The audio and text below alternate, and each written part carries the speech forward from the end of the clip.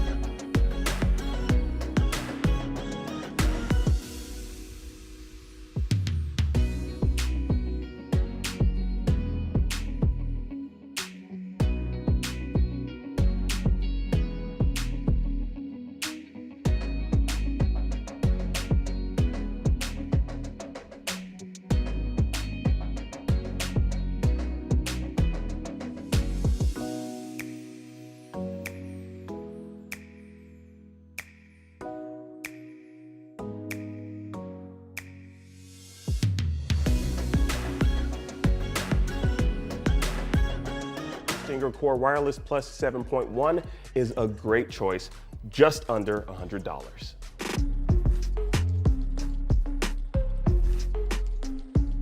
All right, now we've talked about the SteelSeries Arctis 7X for the Xbox, and now we're taking a look at its PlayStation counterpart, the SteelSeries Arctis 7P. For $149.99, you're getting a retractable mic, a 40-foot wireless range, a battery life of up to 24 hours, and you get a nice, comfortable fit, no matter how big your head is. Mine is pretty damn huge, I'm not gonna lie to you. Connectivity-wise, the 7P allows you to connect to both PS4 and PS5, PC, Switch, and Android devices. Now, I've spoken at length about the quality, the sound quality, and performance of the Arctis 7P headset in our previous wireless gaming headset video, and what I said in that video still holds up today. The spatial surround sound is great, one of the best on the market at this price point. Now, the sleek and simple Arctis 7P from SteelSeries will provide you with some of the very best sound and performance you can find on the market today at under $200. Now, you really can't go wrong with these as an option.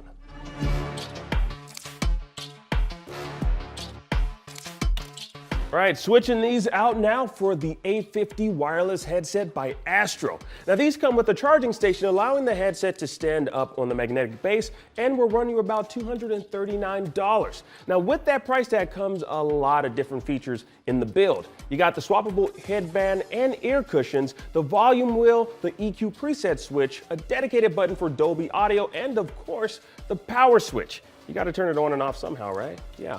Now, a really cool feature I like about these is on the right side where you can mix and adjust the voice and game audio just by clicking the outer ear cup. Now, the headset is made out of heavy plastic, which, I don't know, it may not scream high end to some, but you're getting a lot out of performance at this particular price point. Now, these should last you up to 15 hours. The headset works with PS4, PS5, PC, and Mac. Now, let's talk about performance. Sound quality on these are amazing, and with the Command Center software, you can customize what you're hearing and how you're hearing it, giving you optimal control over sound. The software gives you options to adjust audio high, mid, and low ranges, as well as complete control over the noise gate for the onboard mic. Now, you can even create your own EQ mode, as well as fully customizable streaming settings for the content creators out there. Now, vocal clarity on the onboard mic right here is standard. Honestly, it's nothing special, but good enough for party chat. Now, with the base station, you can sync and switch the headset over to either your PC or your PlayStation consoles. Audio quality, again, isn't stellar for this mic, but you can adjust it to your personal preference using the aforementioned software. That $239 price tag comes with a whole hell of a lot of customization, and that's exactly what you're getting with the A50s from Astro.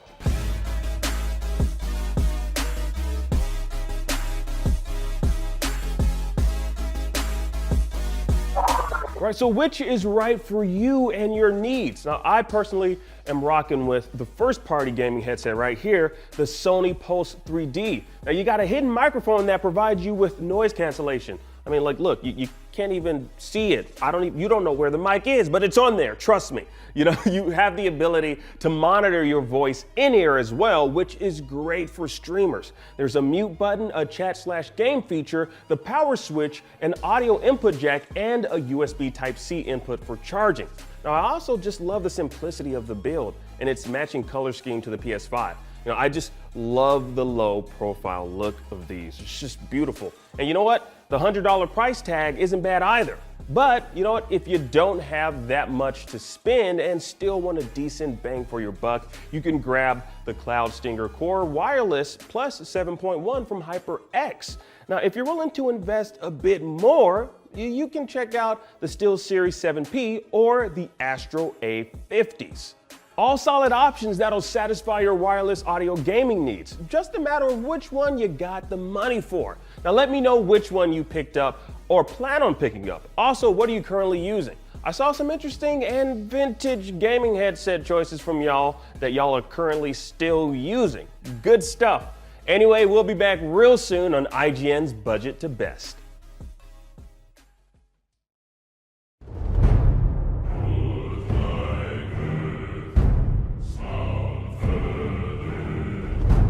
Kratos' journey into the mysteries of a new Norse world in 2018's God of War takes both him and players to fantastical realms, pits us against mythical beasts, and introduces an epic cast. I thought you'd be bigger. But at the heart of it all is Kratos' relationship to his son, Atreus. Learning what kind of father he should be in contrast to the person he was, and what kind of man he wants to raise Atreus to be, echoes in every step of his journey. Do not be sorry. Be better. So it's no surprise that one of Kratos' most challenging moments comes when Atreus grows sick, and the only answer to his salvation lies in Helheim, where no known fire in the 9 realms will burn. Kratos, of course, knows of a fire from another realm he can draw from, and in one incredible sequence, we see him dig up the ghost of Sparta as he reclaims the Blades of Chaos to save his son. It is a difficult choice. To revisit the past he has clearly worked so hard to leave behind him, but at the same time, it demonstrates that Kratos will do anything to save Atreus. That harrowing moment weighs on Kratos, and the team at Sony Santa Monica lets that weight rest on the player too before he ultimately retrieves the blades and confronts everything they represent. To find out more, IGN spoke to members of the development team about how Santa Monica brought this moment to life and how it revived the blades for Kratos' newest adventure. This is Art of the Level.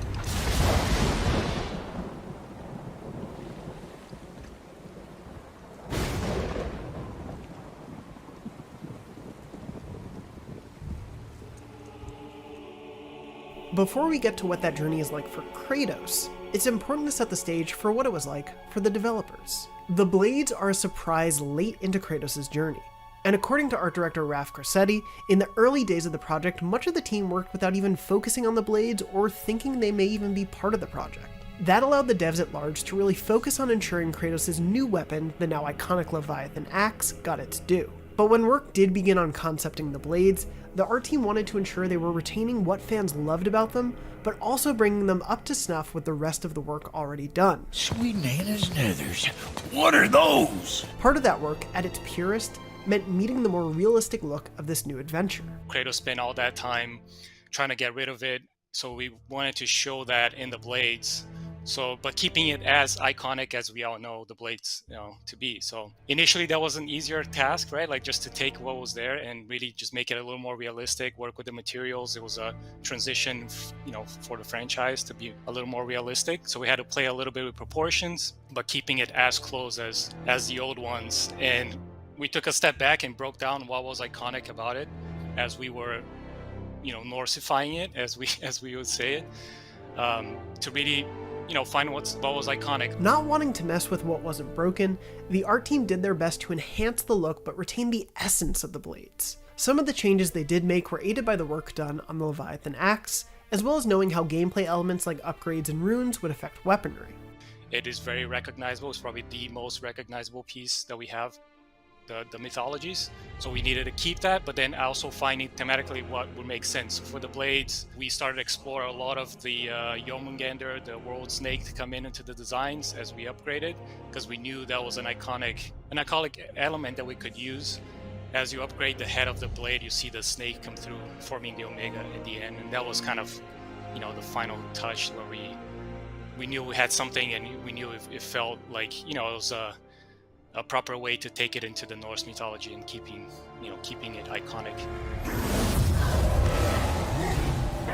Maintaining the original appeal of the blades didn't just apply to the look of them, it also mattered to the mechanical feel of them as well. So initially we did try quite a bit to make it feel very different.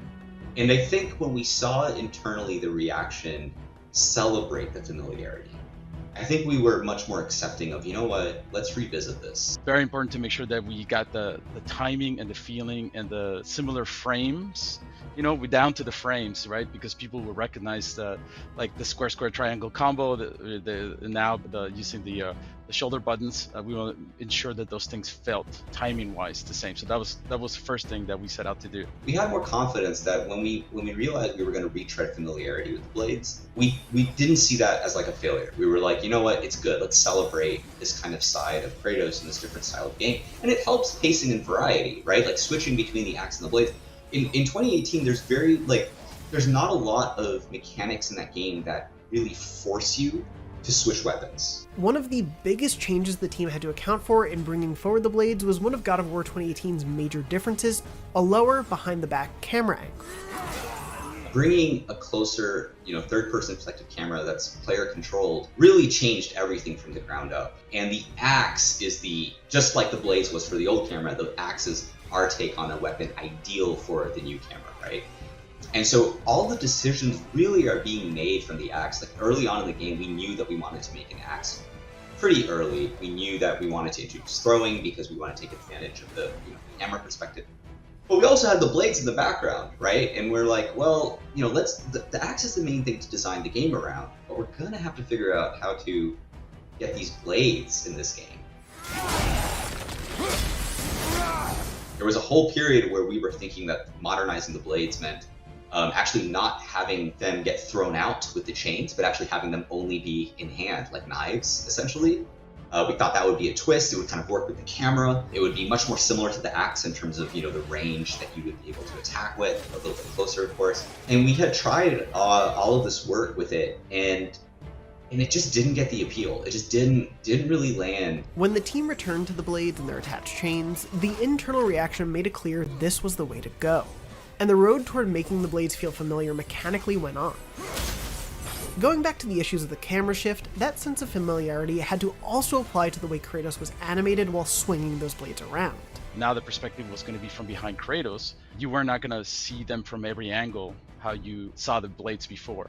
So it was very important for us to ensure that from that new perspective, they felt and read the same way with the same type of silhouette and posing that we established in the first few games, to make sure that on the 2018 version of the game, that playability felt very similar, if not the same. Also, another big challenge was we couldn't have the length of the chains be the same as the previous original Greek games, because if we were to extend the chains to the same length that we had before, they would go well beyond the range of the new camera perspective. So we had to reel them in a little bit, but at the same time ensure that they didn't feel a little bit too nerved, like they were, almost like he wasn't releasing them as far as he used to before.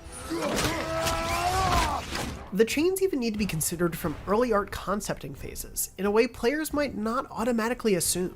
So previously we had keyframed all the motion of the chains, and every move that Kratos would use the blades, it would just be very custom made.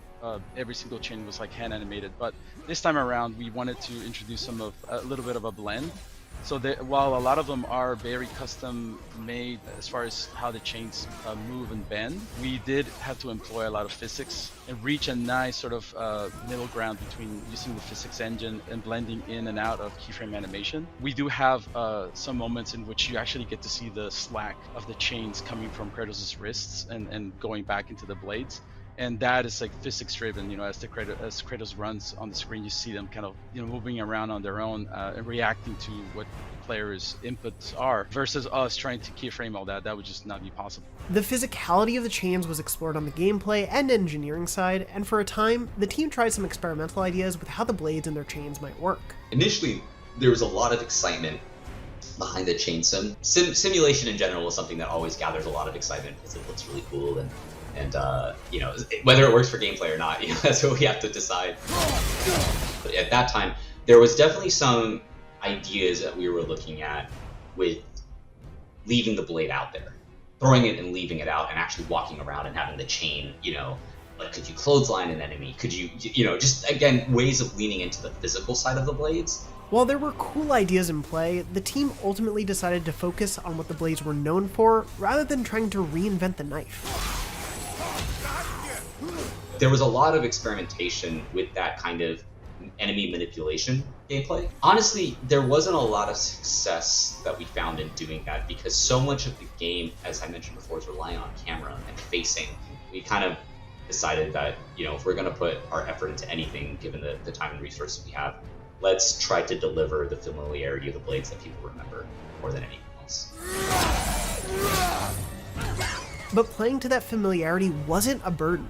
It was core to unlocking the blade's potential and retaining the balletic feel of them, even with a different camera angle amongst other changes. It's always very important for us to, in every move, make it feel like Kratos is guiding the blades, and he's like pulling and manipulating the blades and never allow the blades for them to almost spin on their own. Like he's always in control of them, and he can at any point kind of pull them back and or redirect them in any way that he wishes. There's a lot that's actually different than the old games, but I think the perception that a lot of people have is it's exactly like the old games. The old combos still work, and that's intentional, right? Like we want you to feel what Kratos is feeling.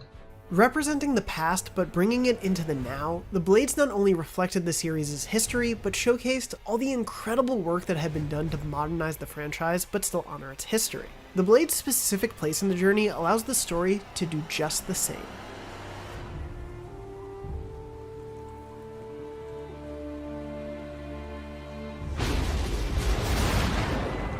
Kratos' journey home begins with a solemn river ride set against a red storm. And while it takes control away from the player for several minutes in a game that excels at combat and exploration, it's because you're forced to sit in that boat with Kratos as he reflects on his emotions for so long that what comes after resonates so strongly.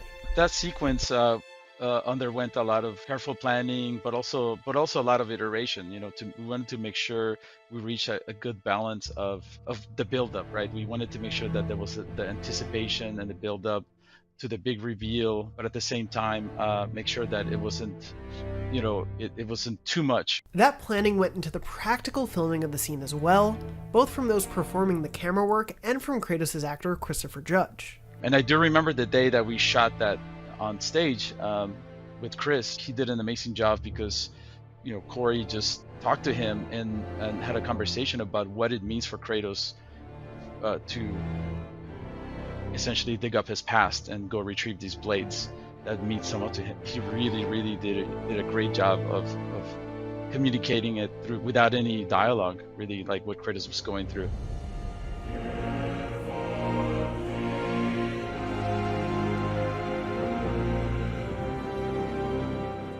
I got to give a lot of credit to Corey on this one, obviously, to have the kind of confidence to let it sit in that. We filmed the circles around it deliberately, slowly, to, just let him stew until, the Athena moment where it pops up.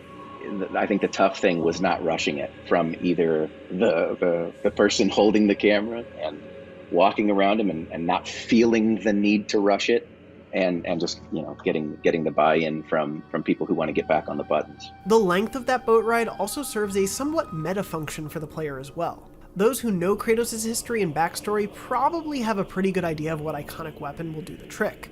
But even if players don't know, the solemnity of this long river ride solidifies the importance of what's to come.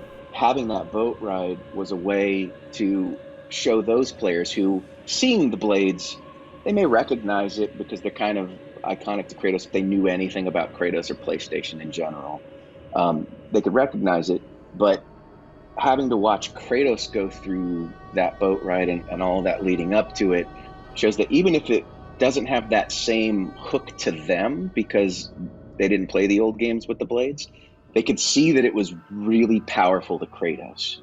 So that was kind of our window in to also help, players who haven't played the original games. Everything from Kratos' contemplative state to the chaotic nature around him beautifully illustrates and underscores how important the moment that's coming is for him. That attention to detail can be seen even in small character decisions, like a choice Kratos makes at the onset of the boat ride. For that sequence on the boat, we deliberately, every time Kratos gets into the boat, he pulls Mimir off his hip and sets him on the bench across, usually sitting next to Atreus. But, we very deliberately left him on Kratos' hip. Not only because, we might have issues of Athena clipping into him sitting there or whatever, but this isn't a moment for Mimir. This is a moment specifically for Kratos. And Mimir knows that Kratos is really going through stuff. As soon as he leaves Freya's house, he says something and Kratos says, leave me be. Mimir leaves him be. But Kratos isn't alone for the entire ride. At one point, the visage of the Greek goddess Athena appears. Athena. And given Kratos' fraught but important history with her, the devs knew she had to be the figure from his past to haunt him in this moment. Get out of my head. Of all the gods, Athena was the one that Kratos trusted the most. And then he ultimately felt manipulated by her by the end of God of War 3. Look around you, Athena. The world stands in ruin. What good is your message? So we always knew it was going to be Athena. And the fact that we could get Carol, who played Athena in God of War 2, to come back and play the role, and she was so great. And just hearing her voice brought it all, to life. There's nowhere you can hide, Spartan. And it wasn't just the voice the developers wanted to bring forth from the past. Her look is specifically meant to be as close as possible to her previous appearance. So we wanted to be exactly what his last memory was of her. So we actually took the character from the past games and we did a little bit to, improve on the details and the sculpt and all that, but the model is one-to-one to what it used to be, really to sell that it is Athena, it is what we all remember her to look like. Pretend to be everything you are not. Teacher, husband, father. The specter of Athena follows Kratos back to his home, where he eventually retrieves the hidden blades of chaos from underneath the floorboards. The moment remains a weighty, solitary sequence for both Kratos and the player, but Athena looms in the background, taunting Kratos that he can never really outrun the monster he once was. But, as Kratos makes clear in one of God of War's most famous lines, he's not running from who he is, but he's choosing to be the monster he is for the right reasons. You will always be a monster. I know. But I am your monster no longer.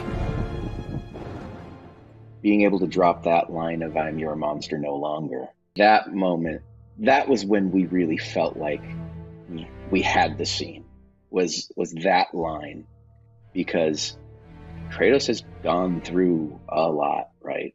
And what he's showing in this moment is he's willing to go through it again, but he's going to try to do it for the right reasons. That was our moment for Kratos to both embrace what his past was and what he had to do, but do it in a better way, right? He's not doing it for Athena. He's not doing it for revenge. He's doing it because he has to save his son. Having that line land for us that way, and then walking through Athena to show that he's not swinging the blades at this apparition thing that's in his face or anything like that. He's done with that. He's the freight train moving forward. The one thing that's very specific too that not a lot of people seem to talk about is when you walk through Athena and you see her dissipate into like the green particles. Same thing that we saw in past games when she died. Like all those little connections that Corey, more than everyone else, like has a very specific taste and know the reasoning behind everything. Like it comes together, right? Like it all feels like it really pays homage and puts you into this new setting and it gives you all the tools for you to enjoy it and celebrate the past. Kratos isn't ignoring his past in this moment. He's very much, as Santa Monica masterfully communicates via the scene, accepting it in a way he clearly hadn't yet in his Norse life. And in doing so, he's choosing how he wields that past. It may still be through the blades, but they are being used now to save the life that matters to him most. And that means for Kratos, the player, and the developers, it's time to make the blades an essential part of the rest of his journey. All of the work that went into making the blades fun to wield comes to a head in these moments after Kratos steps out of his home against a pack of relatively easy enemies. All right, brother, let's see what those blades can do. One thing we wanted to make sure that landed was when you get the blades and you walk out, it's about Kratos. It's not about the enemies at that point. A lot of times when we design encounters, we focus on what we call the combat puzzle, where enemies are essentially posing questions that the player has to answer based on their placement or the enemy composition. In your head, you kind of create a little strategy for yourself. How am I going to get through this? When you get the blades, that's not really the point. The point is this has to be a pacing hit with all of this build-up where the feeling should be the blades are back and they're awesome.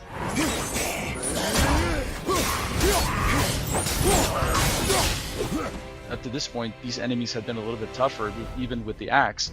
but once you get the blades, you sort of slice through them like butter. And that was also very carefully planned, that we made sure we put the right enemies there for you to just immediately feel powerful, like the old Kratos is back.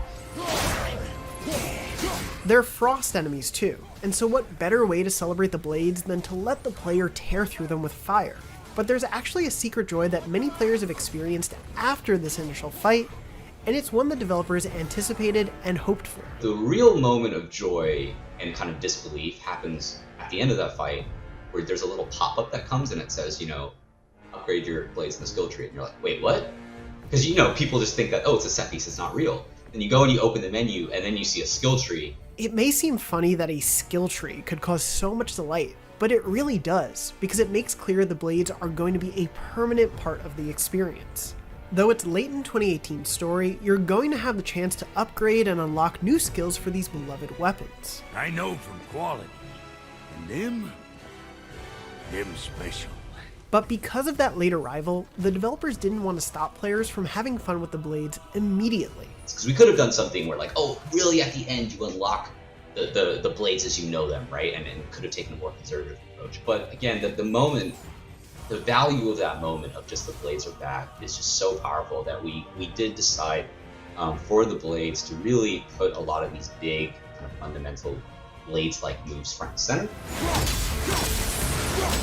But as players come to understand that the blades are a fundamental part of the journey, the team wanted to ensure players didn't feel like this special moment would be spoiled. He's not going to put them back under the floorboards. We're not going to give players the blades and then take them away. The blades remain throughout Kratos' journey and stand at the nexus of God of War's unique place in the overall franchise. Kratos has forged ahead to a new life, a new gameplay style, and a new world. But the past can never truly be forgotten. And Santa Monica quite explicitly doesn't want to ignore or forget the past. It interrogates it head-on as both part of Kratos' story, reckoning his past with his present, and as a mechanical representation of both where the series has been and how far along it's come.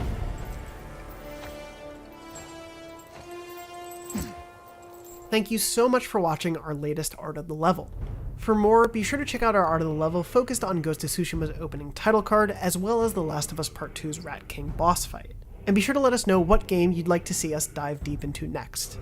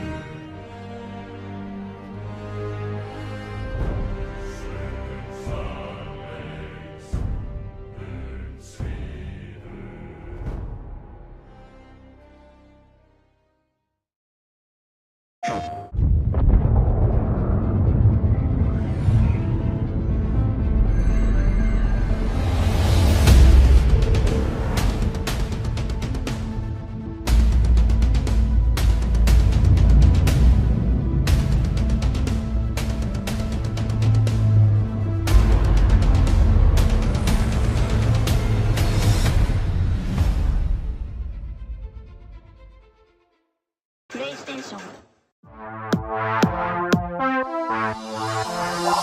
What's up everyone, I'm Akeem. Now if you're one of the lucky few that managed to purchase a PS5, aside from considering yourself lucky, you might want to consider a few useful accessories to add that'll enhance your overall gaming experience. Today, we'll be taking a look at 5 PlayStation 5 accessories that you might want to put on your list. The DualSense charging station, the CMP shells for PS5, the Astro A50 Wireless Plus base station, the custom Hex Gaming Rival controller, and the Western Digital Black SN850 SSD with heatsink.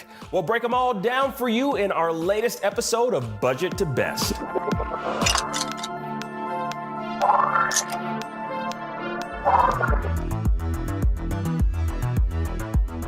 The DualSense charging station perfectly complements the base PlayStation 5 design with its black and white accents, and at $29.99, it's a great way to free up the clutter of excessive wiring and keep those controllers fully charged. Now with the DualSense charging station, you can charge up to 2 controllers, and the click-in design makes it easy to know when your controllers are charging. Now the charging station comes with an AC adapter and an AC power cord. Now I know sometimes I forget to plug in my controllers into like a wall outlet to charge them while not in use, so the DualSense charging station makes it easy to remember to do so. Now as the station can rest conveniently next to your console, where you can click them in and make sure you're always 100% ready to go next gameplay. All of the official PlayStation 5 accessories are worth looking at, with the DualSense charging station being one of the most useful to most gamers out there. Just because, it's nice to kind of change things up once in a while, we thought we'd include the CMP shell casing for the PlayStation 5. For $44.99 to $59.99, you can customize your PS5's appearance and give your gaming console a little more personality. From X-ray smoked out to all black, you're able to make your PS5 look as unique as possible. Now, it's a nice little touch that'll make your console stand out, and it's so easy to install and remove in case, you find yourself wanting to frequently switch them out occasionally. Now, there's a handful of companies out there that do custom plates for the PS5, and CMP is well on up there in both affordability and variety. Now, I ain't gonna lie to y'all, when I'm gaming on my PS5, I love these right here. I love using these. We're taking a look at the A50 wireless headset from Astro. Now, we talked about these in our PS5 headset video a while back, so be sure to check out that video if you want more details on vocal clarity, sound quality, and general performance on these. At $299, you get this sleek headset with a charging base station to make sure you never run out of juice when you need it. Now, while that price tag, I know it might be a bit steep for some, it definitely comes with all the bells and whistles. You got the swappable headband and ear cushions, the volume wheel, the EQ preset switch, a dedicated button for Dolby Audio, and of course, the power switch. Now you can even mix and adjust the voice and game audio by clicking the outer ear cup on the right side. Now the A50 wireless headset will last you up to 15 hours on a single charge, and it's also compatible with PS4, PC, Mac, along with PlayStation 5.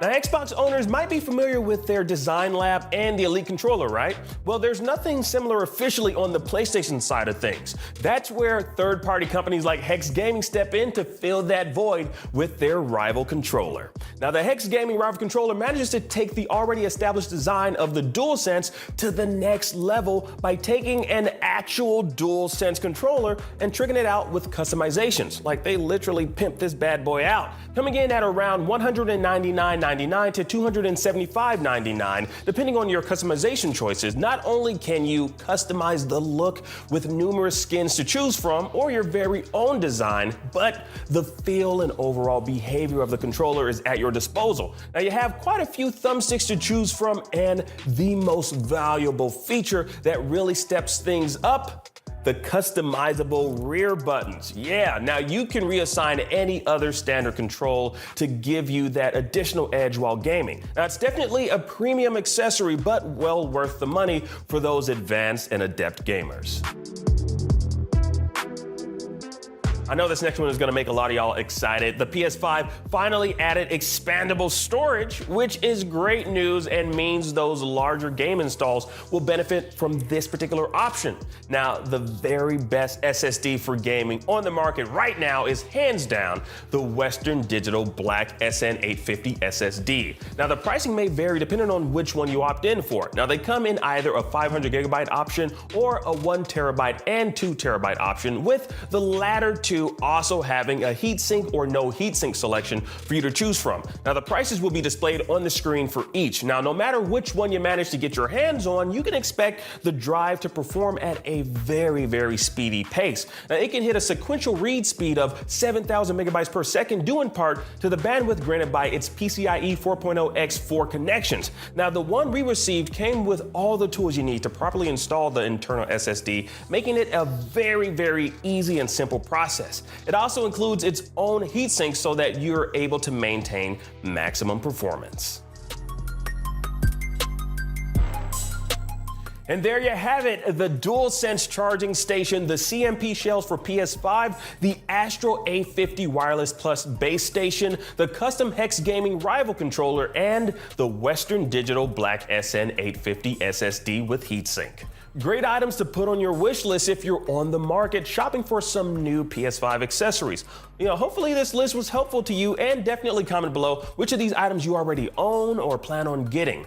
Now's definitely the time if you own a PS5. I'm Akeem Lawanson, and thanks for watching IGN's Budget to Best.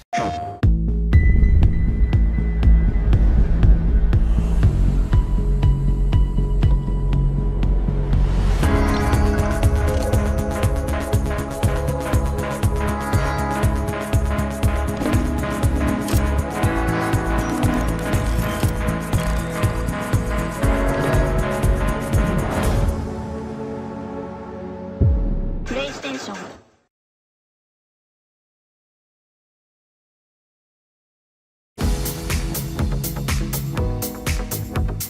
Hi there everybody, Destin Laguerre here, and today I'm going to show you how to install a new hard drive in your PlayStation 5. It's really easy. You're going to need a few things. You're going to need a screwdriver, and you're probably going to need a light on your phone. Now the hardest part about the whole hard drive upgrading process is purchasing the correct drive. We left a few in the comments below or in the description, and the one I went with was actually one that was recommended by Mark Cerny. It has the heatsink built in, it's properly sized, it's the WD Black 1TB Gen 4 hard drive. It has read-write speeds up to 7,000 megabytes per second. This is a great drive if you're looking to upgrade your PlayStation 5. And there's some really great deals out there. This one is comparable in price to the hard drive that you would get for an Xbox Series X at 1 terabyte, but you can get much better deals online. So let's crack open the PS5 and install this. A quick note, at the time of recording, this is only available to those in the beta. If you're not in the beta and install a drive, your PS5 will yell at you. So first things first, you're gonna need to remove your bottom plate. So just take out the included screw, and we're gonna set that aside for now. Now, probably the hardest part of the whole thing is going to be popping off this plate on the back of your PlayStation 5. For real. Basically, all you wanna do is you wanna put some pressure on the bottom and pressure on the top, and sort of, there you go. It's a little loud, it's a little scary, but as you can see, the plate is totally fine. And right there, that is the hard drive that we're gonna be swapping out. So we'll just set aside the plate, and let's open that up with our screwdriver. Now, they say you need a flashlight, but I'm not really sure why you would need a flashlight. Just have it just in case. You could use a desk lamp or anything really. So once you've gotten your plate off for the hard drive, you're almost done. Open up the hard drive that you've gotten and put it in. So we've taken the hard drive out of its packaging, and now all you want to do is line it up, and then you'll also want to undo the included screw inside of your PlayStation 5, line up the washer, and then screw it securely in place. Replace the cover, and pop back on your faceplate. Hard drive upgraded, that's it. Now, let's say that you have a hard drive that doesn't have an included heatsink. I'm gonna show you how that's done with this old M2 drive that I had laying around and a heatsink that I bought. Now, most of the heatsinks on Amazon or wherever you're going to purchase them are labeling that they are compatible with the PlayStation 5, but you can find a full list of specifications on the PlayStation website or in the description. Never put on your own heatsink? Well, they even come with instructions. So basically the order is your bottom, silicone thermal pad, your M2 drive, silicone thermal pad, and then the cover. And then you just screw it together and put it in the PlayStation 5 like I showed you before. Make sure you line up the screw hole on your drive with the appropriate screw hole on the cover. So then you screw it into place, and now you just install it in your PlayStation 5.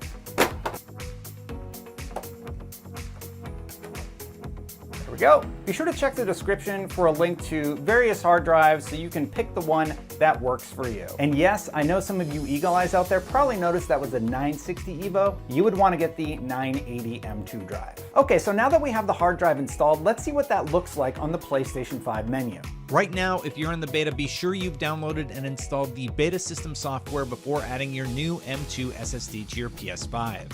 If you're watching this once the system software is available to everyone, be sure you have the latest PS5 software installed and you should be good to go. So once you boot up for the first time, the first thing you'll need to do is format the drive when prompted to, so go ahead and do that right off the bat.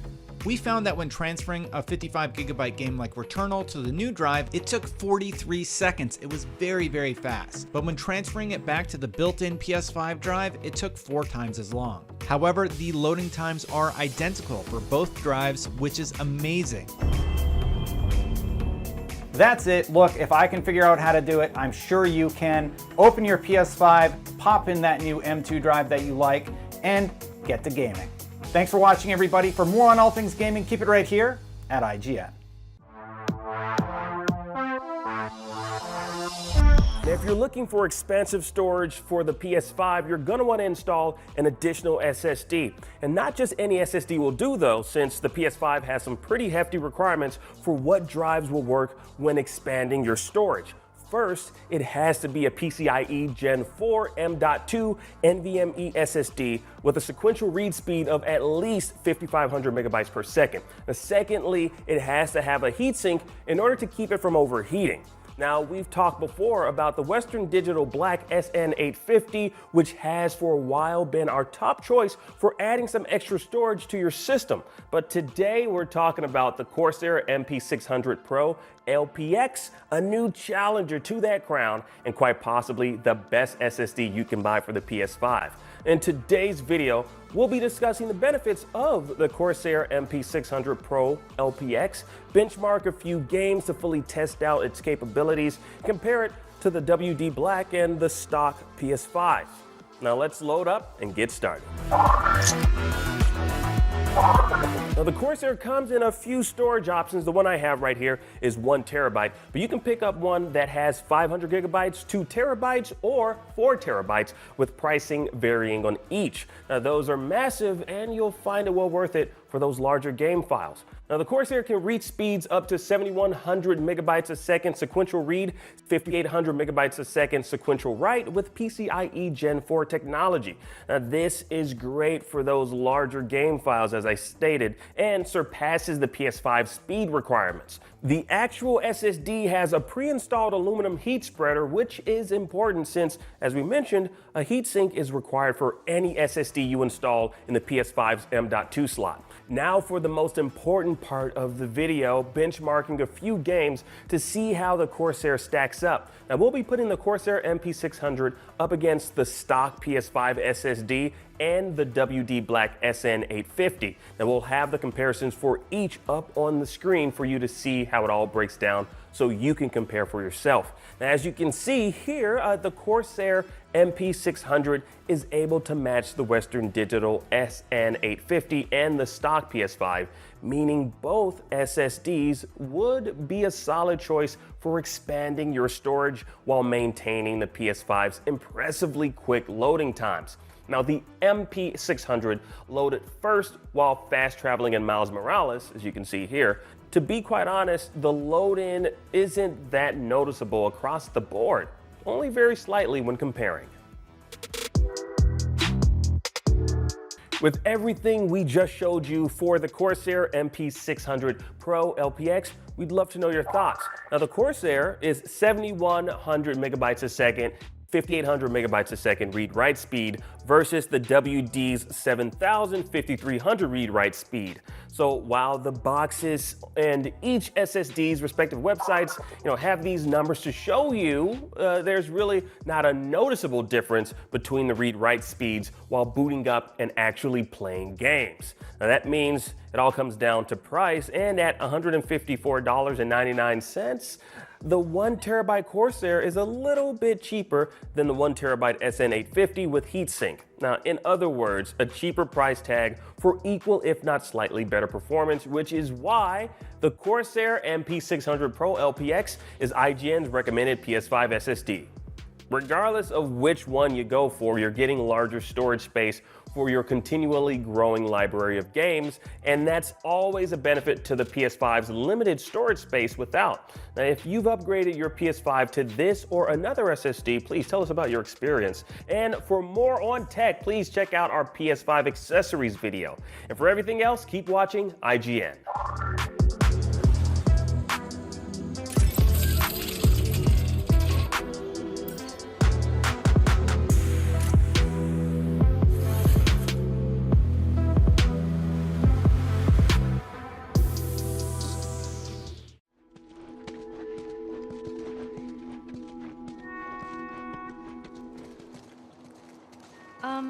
Just so it's out there, I can't swim. Look, it looks like it's shallow on the right side. Follow me. I'm glad Marlene hired you guys. What do you mean? I know you guys are getting paid for this, but I'm trying to save things. Yeah, sure thing. No. No, no, no.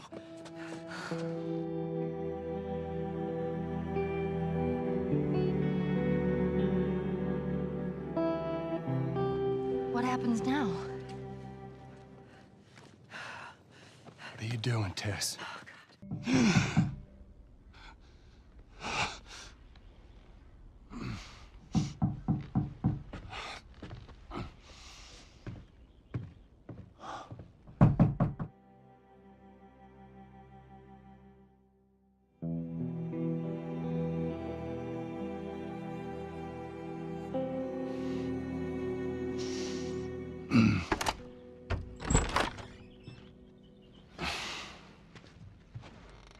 How was your morning?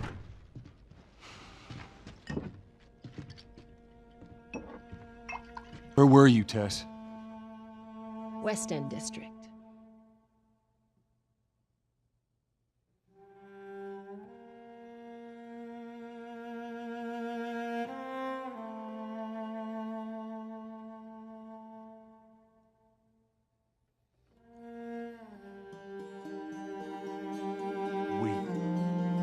We had a drop to make. Well, you wanted to be left alone, remember? So I'll take one guess. The whole deal went south and the client made off with our pills. Is that about right? Deal went off without a hitch. Enough ration cards to last us a couple of months, easy. You want to explain this? I was on my way back here, and I got jumped by these two assholes, all right?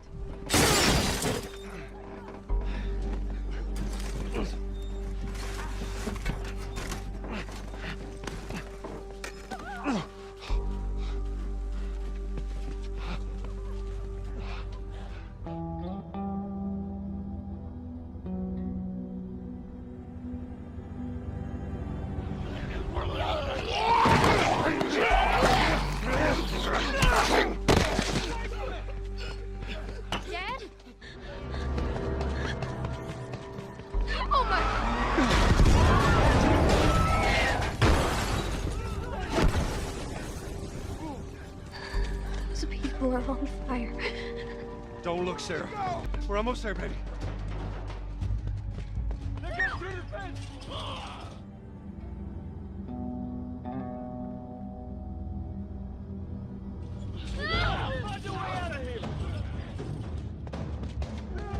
Come on! Go! Move it! Get to the highway!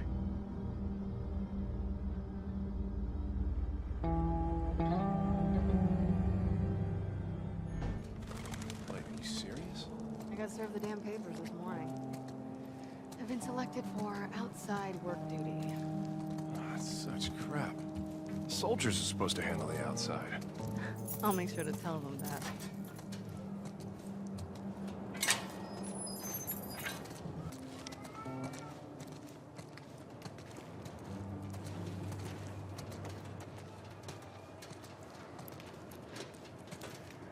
Attention. Citizens are required to carry a current ID at all times.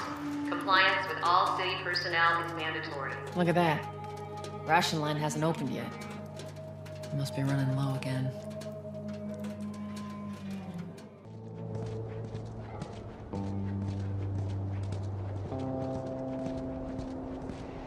Attention. Citizens are required to carry a current ID at all times.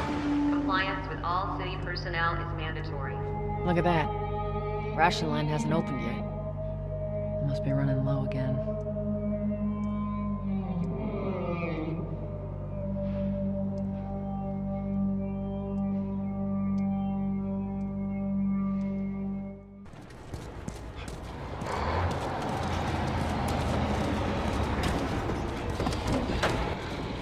They fucking lynched him. The entire squad? Got us all new papers.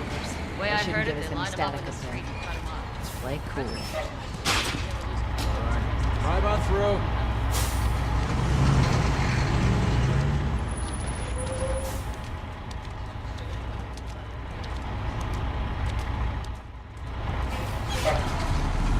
See you later.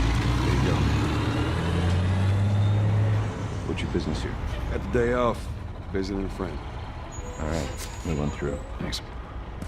Get out of here, go! Close it up! Firefly! Get out of here, go!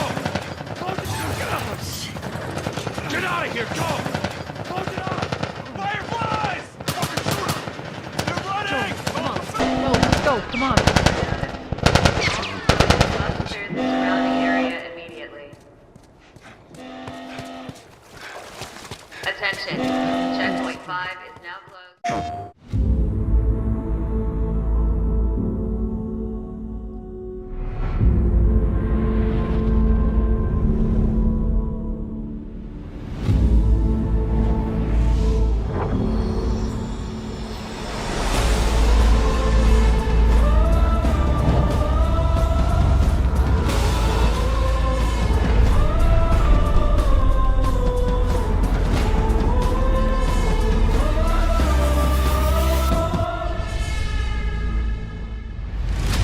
PlayStation.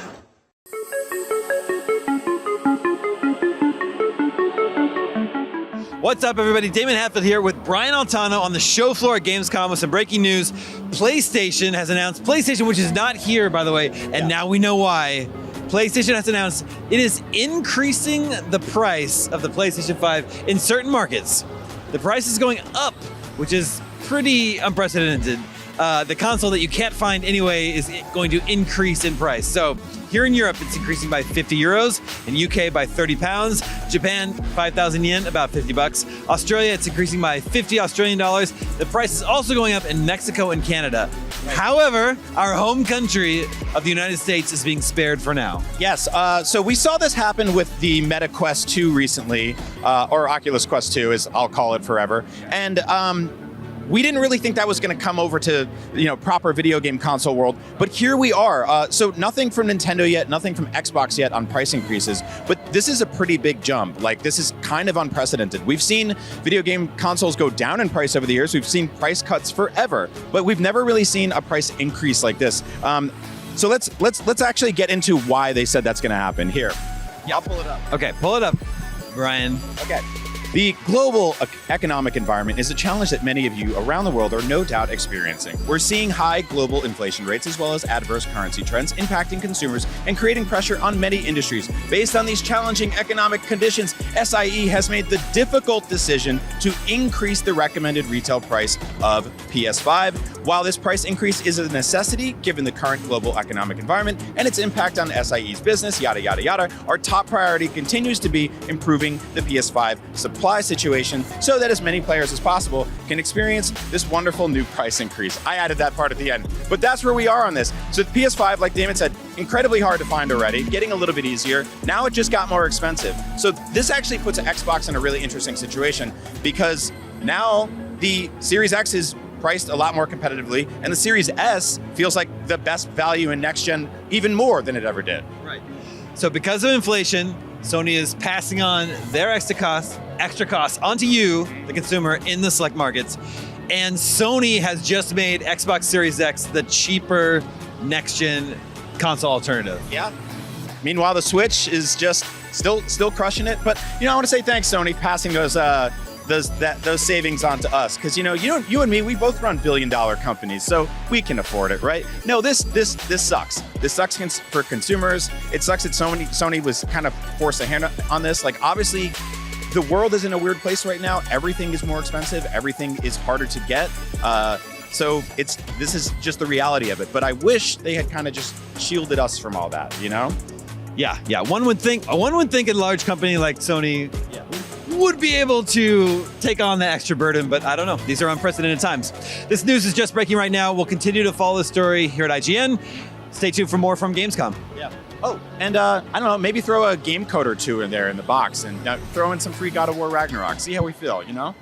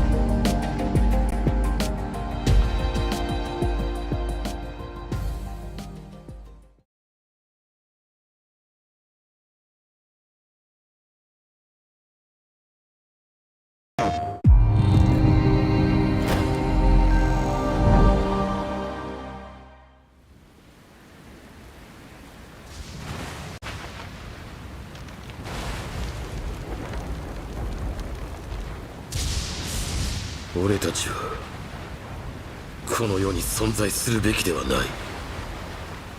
愚かだな、風間陣。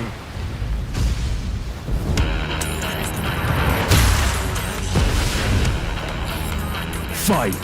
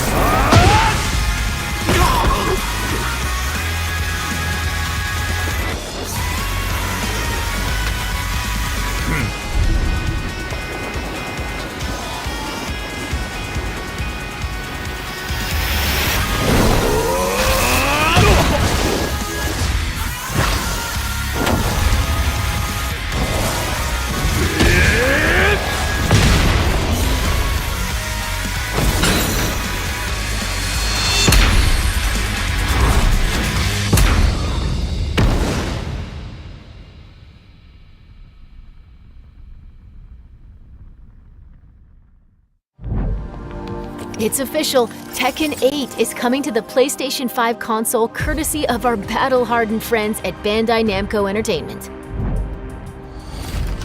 Now, let's check in on 2 games in development for PlayStation VR2.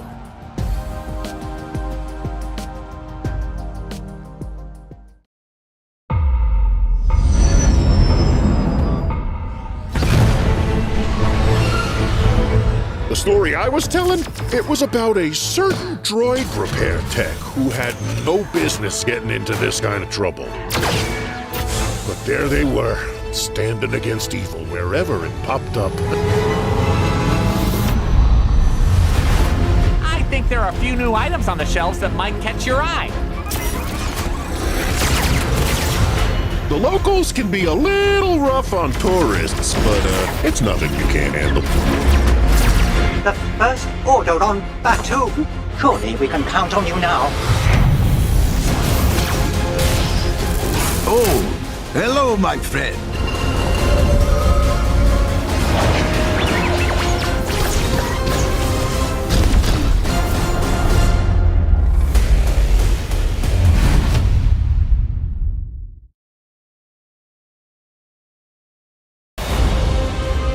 Ready for battle. Let all monsters beware. My aim is true.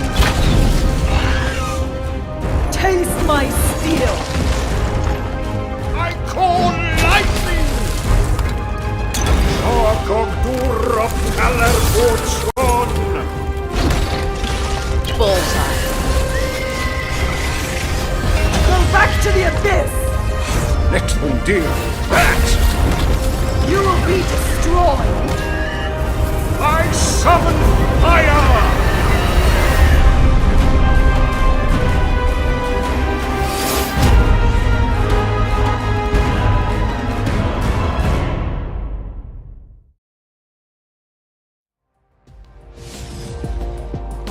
Demio brings the creativity and chaos of a tabletop RPG to PS VR2. This next game is being rebuilt from the ground up and will be available outside of Japan for the first time.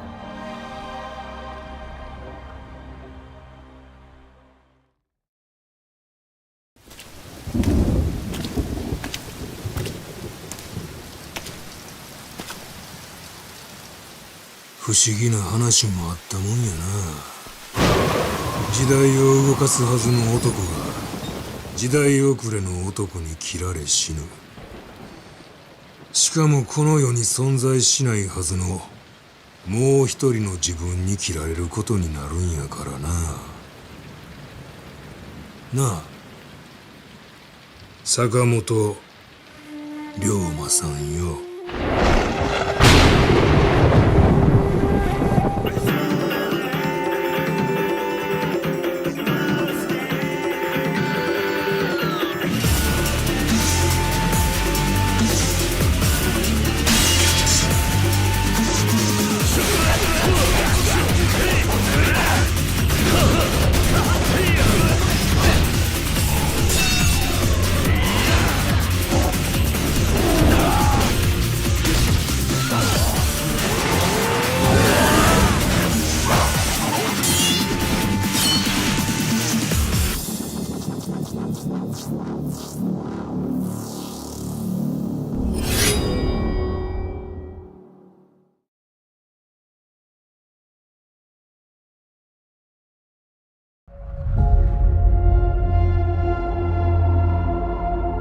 Hello, Madam Mason? I understand you have a shop to sell. I think you will find my terms quite generous. What's the catch? You are wise to be wary. Why is your mistress selling the shop? She has had rotten bad luck with the last few tenants.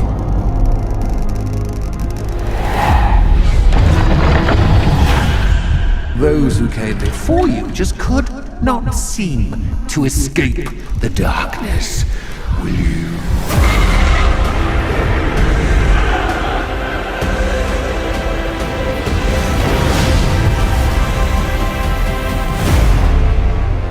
Watch your step.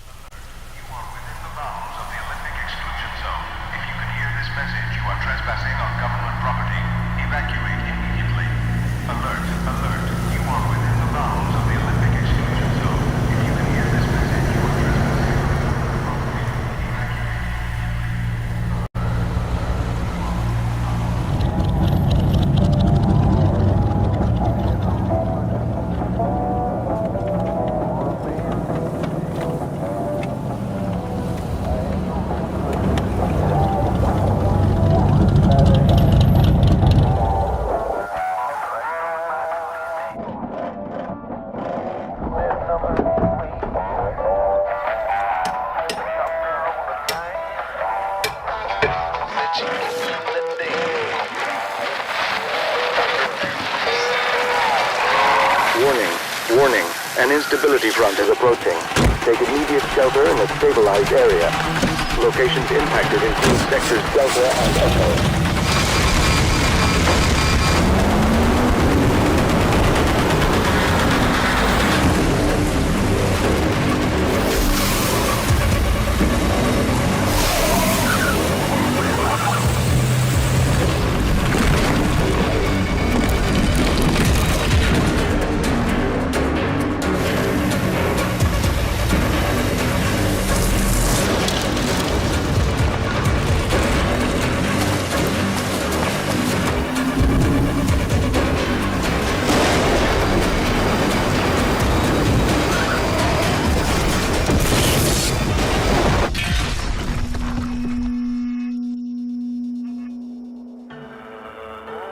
Another one? After all these years? Call her. Now.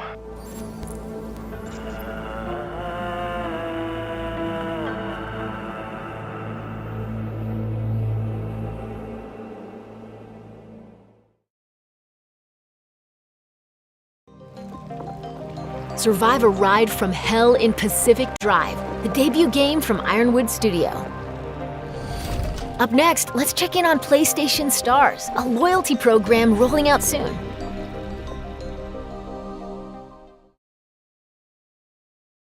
Hi everyone, I'm Grace Chen. Not long ago, we announced our brand new loyalty program called PlayStation Stars. It's designed to celebrate you, the players. It will be free to join PlayStation Stars. As a member, you can complete various activities to earn points that can be redeemed for rewards. Digital collectibles are a highlight of the program. These are digital representations of things that PlayStation fans love. Today, I'm pleased to give you a sneak peek at some examples of our digital collectibles. Whether it's a beloved game character or a cherished device from Sony's innovative history, there will always be something new to collect and show off to your friends. And I have more good news. PlayStation Stars will begin to roll out in some regions in Asia, starting in late September. It will launch in the Americas and Europe in the weeks that follow. That's it for now. Check PlayStation blog to learn more about PlayStation Stars.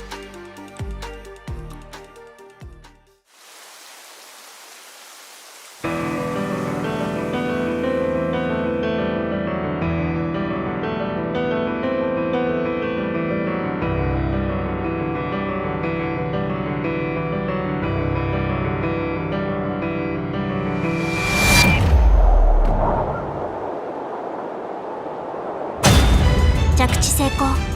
ジェネレーター出力異常なし。基礎巡航プログラム異常なし。おはようございます。今日もしっかりと稼ぎましょう。AO 採掘ポイント近いです。これはレアサイズのものです。高熱源体接近。データベースにない新種のエンダーズと思われます。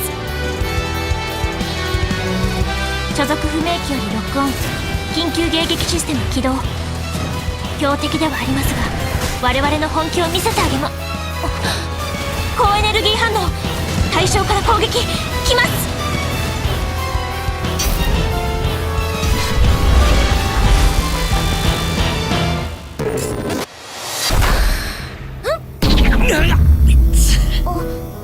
すぎちゃいました？おはようございます。さあ。こんな刺激的な朝は初めてだ。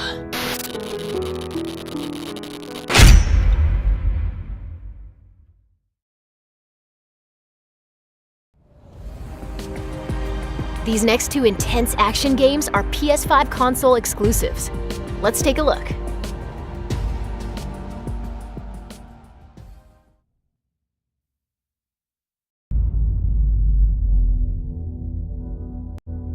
그날은 갑자기 찾아왔지. 그놈들은 무자비했고 인간들은 무력했어. 인류는 형편없이 무너져갔네.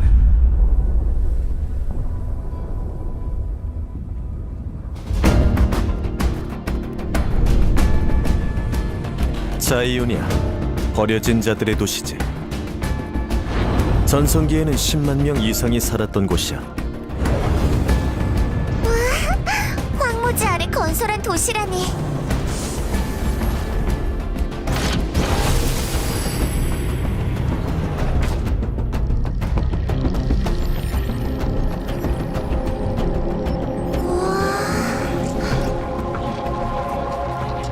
여긴 무덤인 건가요?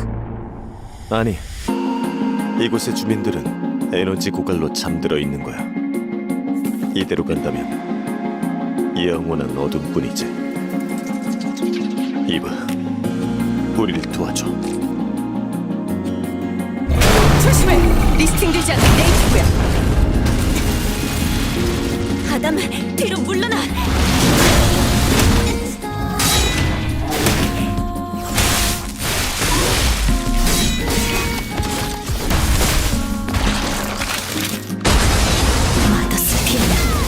절대적이야. 이 레거시는 믿을 수 없어요. 그렇죠? 그렇다고 말해줘요. 여기 있는 누구도 그 손길이 닿은 적은 없어. 모두 버려진 거야. 그건 신상 모독이에요. 릴리, 부탁해. 난 이러기 위해 태어난 거야. 이렇게 된 이상 나도 몰라요.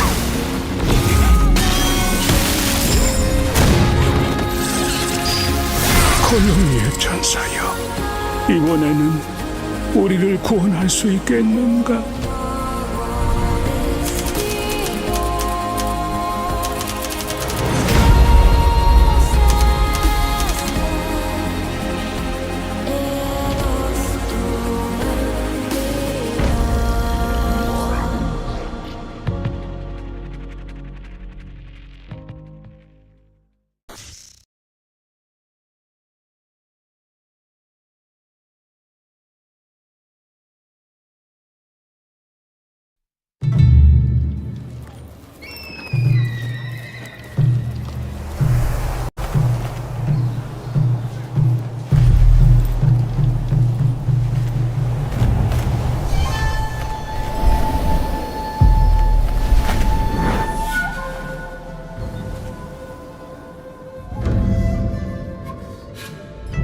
After 3 centuries of the Tokugawa's repressive rule, the black ships appeared without warning, and our nation began to tear itself apart.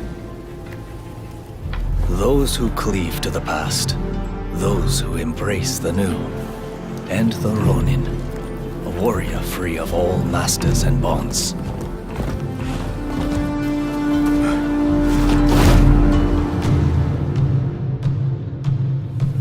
I will watch over you all as your blades carve a new future.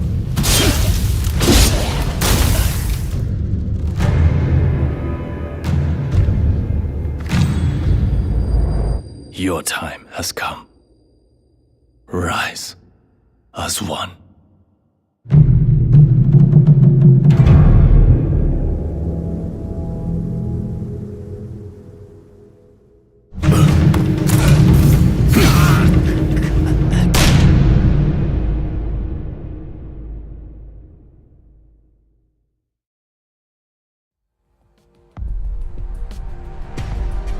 Experience an era of great change and upheaval in Rise of the Ronin, a sprawling action RPG from Team Ninja. Before we wrap up, we've got one more update for you.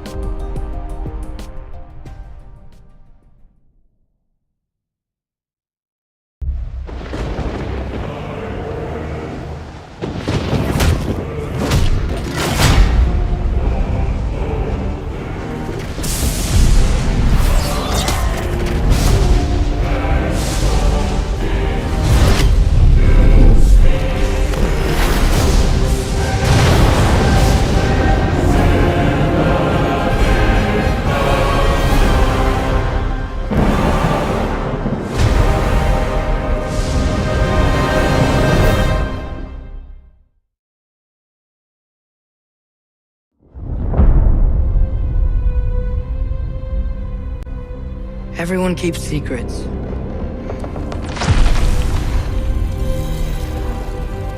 Sometimes it's the only way to protect the ones we love.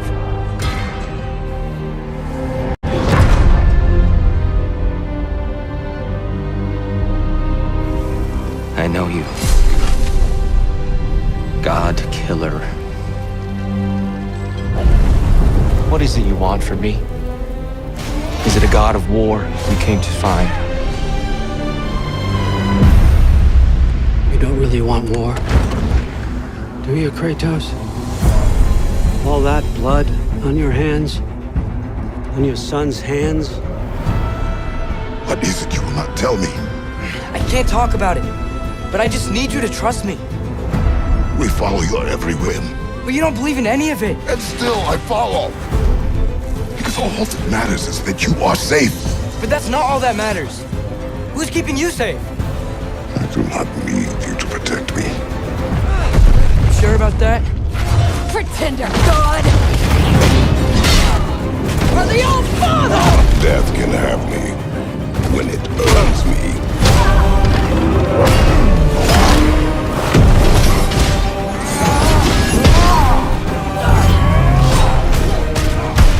What do you even know of God's word? In your lifetimes, has anyone ever worshipped you? Ever prayed to you? Can you even imagine that kind of love? No! You don't care about anything beyond yourself. Beyond the monster who kills without cause.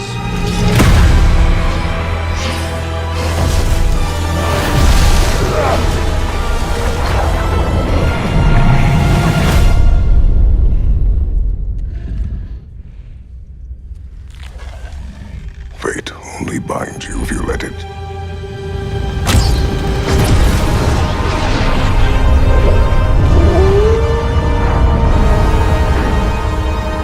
Do what is necessary. Not because it is written.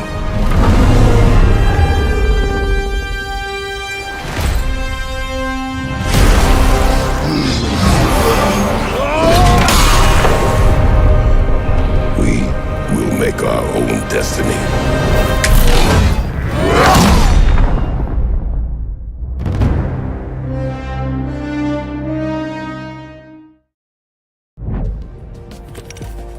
And that's the show. God of War Ragnarok comes to PS5 and PS4 on November 9th.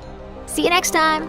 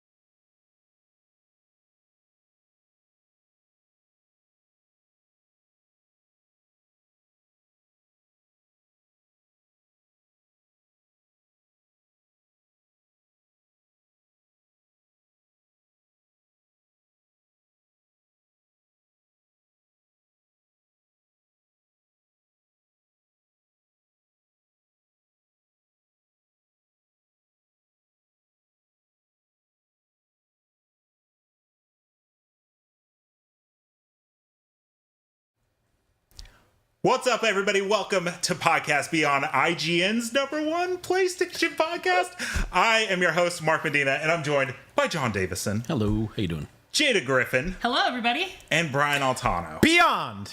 Nice. I love it. I there love we go. the energy. You know, I woke up yesterday, and I thought the same thing same thought I have every time I wake up, which is, how could this day get any worse? And then they announced a Nintendo Direct, and I thought, okay, this could be cool, and it was awesome. Yeah. And then they announced a State of Play, and I'm like, it better be good. And it was pretty good. It was pretty good. It was pretty good. Yeah. It's pretty, some wonderful surprises, some stuff that I think we knew about already, and some stuff I was like, please stop showing me this because I'm already sold on this game. Yeah. I'm in. So let's start with that. Obviously, the big, one more thing was a controller, which was not a Mark Medina controller. John, what about you? No, I'm not into the game-specific controllers so much. Same. So no, not for me. But there's a lot more of God of War than I wanted to see right now. Exactly. Hold on, you're all telling me you don't like the idea of like tribal art of two wolves kissing on your DualSense? That's not what it looks like. It looks like a company logo. Well, I mean, I have that tattooed on my butt, and I'm a little upset that there's a controller with it now. They didn't talk to you about it. You got to get those things trademarked. So every time they show God of War, I think to myself, like, I don't want to see more of this game. And I've never been more in that state of mind with this trailer. Yeah, I'm totally with you. We were just like kind of like in the room being like, okay, I'm sold. Like, I cannot wait for this game. This is my most anticipated game this fall. Most anticipated PlayStation game of the year. Yeah. I don't need to see another second of it. The first game was incredible. I cried at the end. Yep. I want to do that again. Save everything. Like, I know these characters. I know this world. I know how the combat's going to feel. Stop showing me all this crazy, awesome, high fantasy stuff and bosses I've never seen before and environments. Just stop. I'm sold. I'm in. I can't wait. I was good when they started. I was like, okay, we're seeing some gameplay and stuff. And then it was like, hey, we're going to do just a montage of spoilers at the end. And I'm like, no, like, stop showing us this stuff. What they should, Here's the spoiler, Mark. That all happens in the first 5 hours of the game. Okay. That's fine. The first 5 hours of the game. That's all we get. No, I think it was great. I was right there with you, though. Like, it was great for the first bit until I got to, like, the sled part, which we've seen. Yep. And then I was like, okay, cut it there. And then they kept going and going and going. Who are these like undecided voters that haven't figured out that God of War is awesome? Who needed to see that mermaid to be like, okay, now I'm in? I mean, like, play the first game. It's like it was like, just go play that, and if that doesn't convince you that you need more of it, then you're good to go. The first game is just marketing for Ragnarok. What's your hype level, John, on Ragnarok? Like, there's nothing more this year, and I mean, having seen this, I mean, now I know there's a giant jellyfish in it. Yeah, and, right. And he appears to be cutting someone's hair. Sure. And, it's been a while since I played it. I know you've been playing it recently. Was the two of them teaming up on attacks in the original game or not? Yeah. That was in there, absolutely. right? Because that looked, when he did the thing and then when he threw the guy out of what looked like a window of something that was flying or whatever, that kind of looked like it was new. Yeah, it feels like it's going to be a lot more like empowered in this game. There's going to be a lot more instances of it. I feel like it was very more limited to Atreus with just a few arrows, and you would command, and sometimes he could grab people from behind. Whereas if you got this, that it looks like them passing moves back and forwards to each other. Yeah, the little double dragon team tag action. The first God of War felt like a prototype for what the Guardians of the Galaxy game ended up being, but then the Guardians of the Galaxy game was like a little too much because you're controlling everybody, and I'm actually kind of excited to just come back and just be like telling my son what to do. we saw some what I believe are Valkyrie fights in this game. They look amazing. Yeah, they like the giant bosses and all these cool monsters. I want to find the monsters monsters are a nice surprise in video games for me. I'm a giant horror fan. I like to turn a corner, see a wretched beast, and then kick the crap out of it. So that scene that was just there where he like strangles the guy with his own tongue and then throws him out of the window.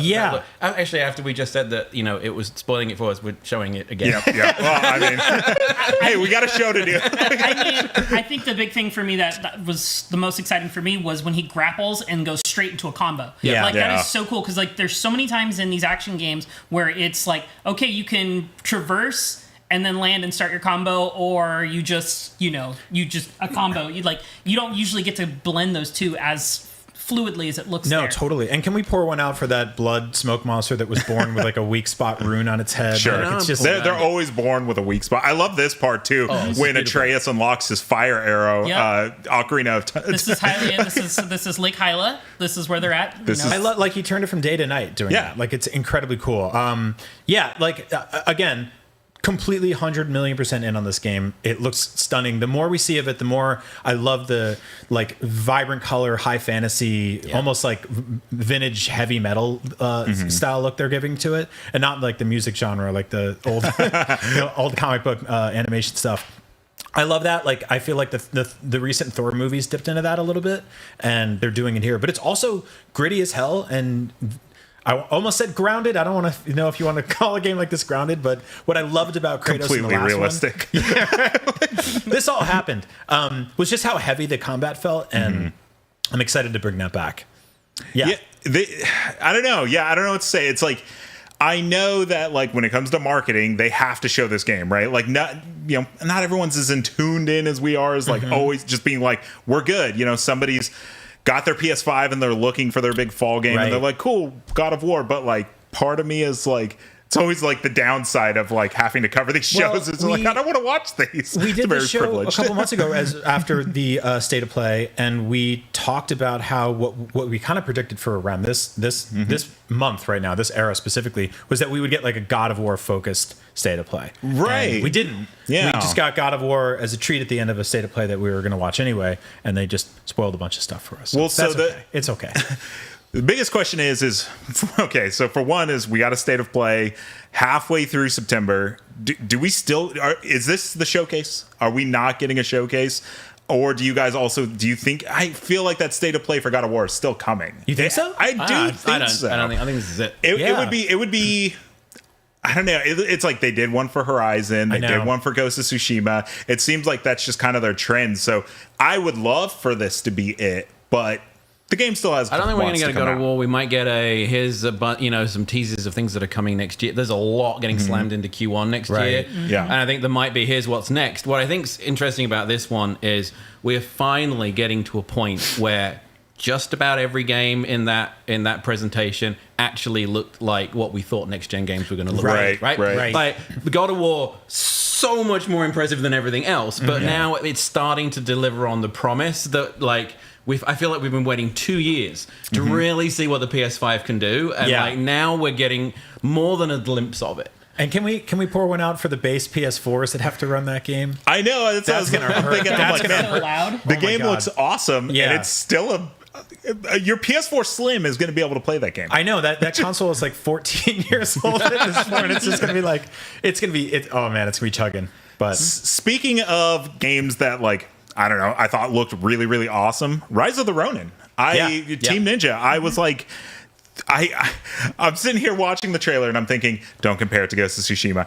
Don't compare it to Ghost of Tsushima. And then they just made it look very Ghost of Tsushima-like. Put yourself in Team Ninja's position, right? Yeah. They basically invented the rock hard kind of like 3D combat game. Yeah. And they practically invented the genre of like badass like Asian heroes, and it got stolen away from them by all these other games. To me, this feels like them reclaiming their territory. Well, and that's kind of my thing is like this game is going to be like it looks really, really cool. It looks very pretty. The combat looks really fun.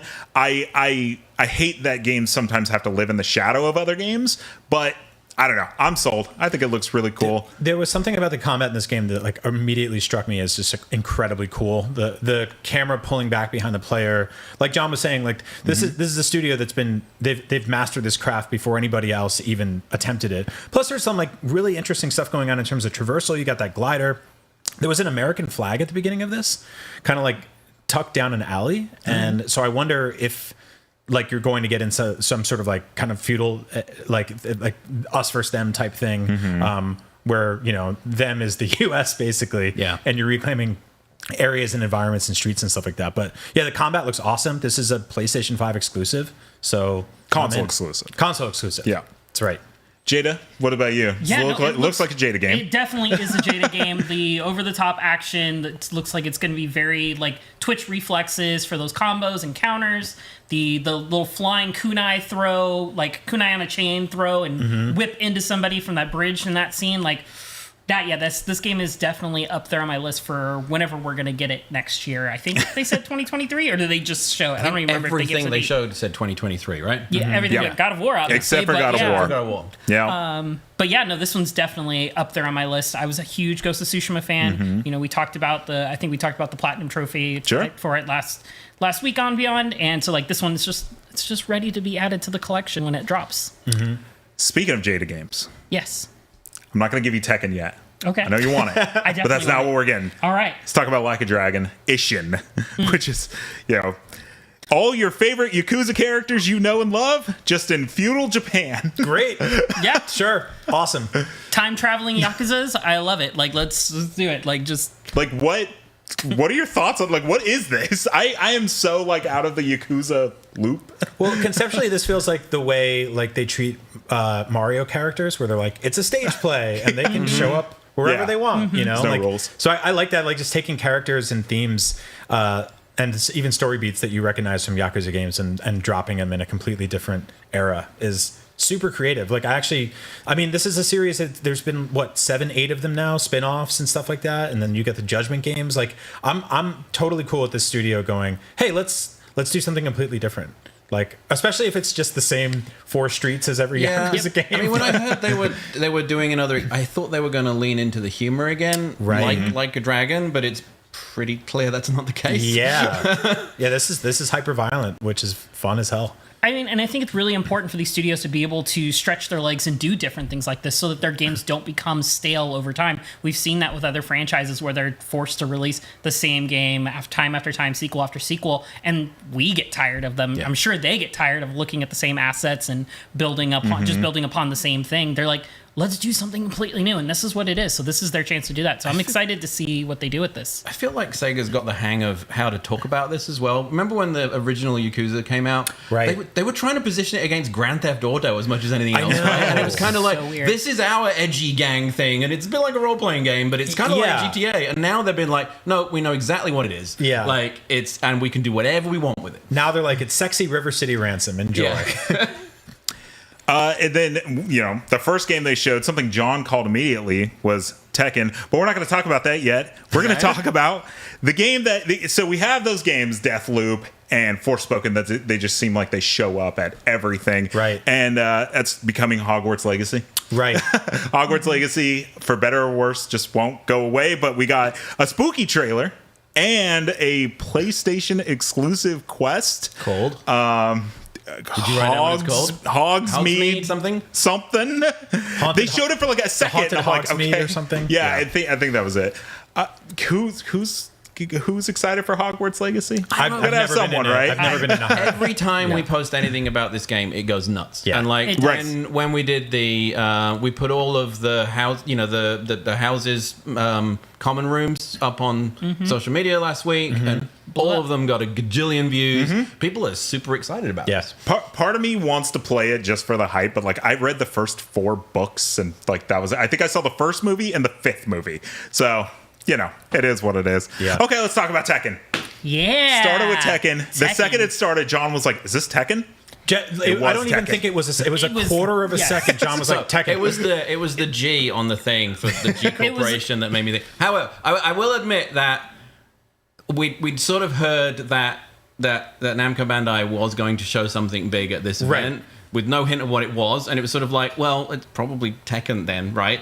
So on the car ride over here, I did spend some time reminding myself. You looked up spoilers? Well, no, I looked at. I've played all of the Tekkens over the years and have absolutely no memory of what the story actually is. Right. Because it gets a little complicated. Yeah. Because there's people with very similar names with like the devil thing in them, and then there's the whole ogre thing, and then it gets into genetics and warring corporations, and Hihashi's dead, and then he isn't, and then he is again, and this is like basically father and son beating the crap out of each other. this is the most accurate retelling of Tekken lore that I have Honestly, ever heard. I zoned out and I thought he was talking about Game of Thrones, House of Dragon, because it also applies to that. You know, it's basically 3 generations of one family who decide that the ownership of this huge multinational conglomerate that they've created is probably best managed by setting up a tournament where people beat the crap out of each other. Yeah. That's the best way to decide who the CEO of your company should be. Yep. Trial by combat. John, does IGN have plans for? I think when it's time for me to move on, I think what we should do for the whoever's gonna be publisher next. I think you should fight for it. That's actually how John got here. He fought me. I had to kill the He kicked my butt. Now Jada, you mentioned that like fighting game fans are eating good right now. Yeah. I mean, Guilty Gear just released a new season, announced a new season with new characters. We got Street Fighter 6 on the way, and now Tekken 8 we know is on the way. There's probably 2 other fighting games that I'm missing right now. It's been a minute since we've heard from NetherRealm. They're probably what we need now. Like, I mean, we had Sony buying Evo last year, and we were all kind of like, what are they going to do with it? And I think what it seems clear that they're doing is they're making PlayStation the fighting game platform, right? I mean, I think other than Smash Brothers, the whole Evo scene is now very, very focused on PlayStation. Right. And like I said, all we need now is NetherRealm to say, hey, we're doing another Mortal Kombat, and like every big game is or on Injustice. Its way. Injustice 3 is also on the docket, and that's a very big, very popular one for NetherRealms. So yeah. Well, we have tons more State of Play to talk about. When we come back, John's going to give us that full history of Tekken, starting from the first game. But yeah, we have lots more State of Play to talk about. So we're going to go to a quick break, but we'll be right back. I hope that made it. A secret point. We can probably do another segment. I was going to say more State of Play, right? Yeah. We still have a lot of games to talk about. Are we going to do a segment of like what we didn't see? Like things we were sure. expecting? We could do that.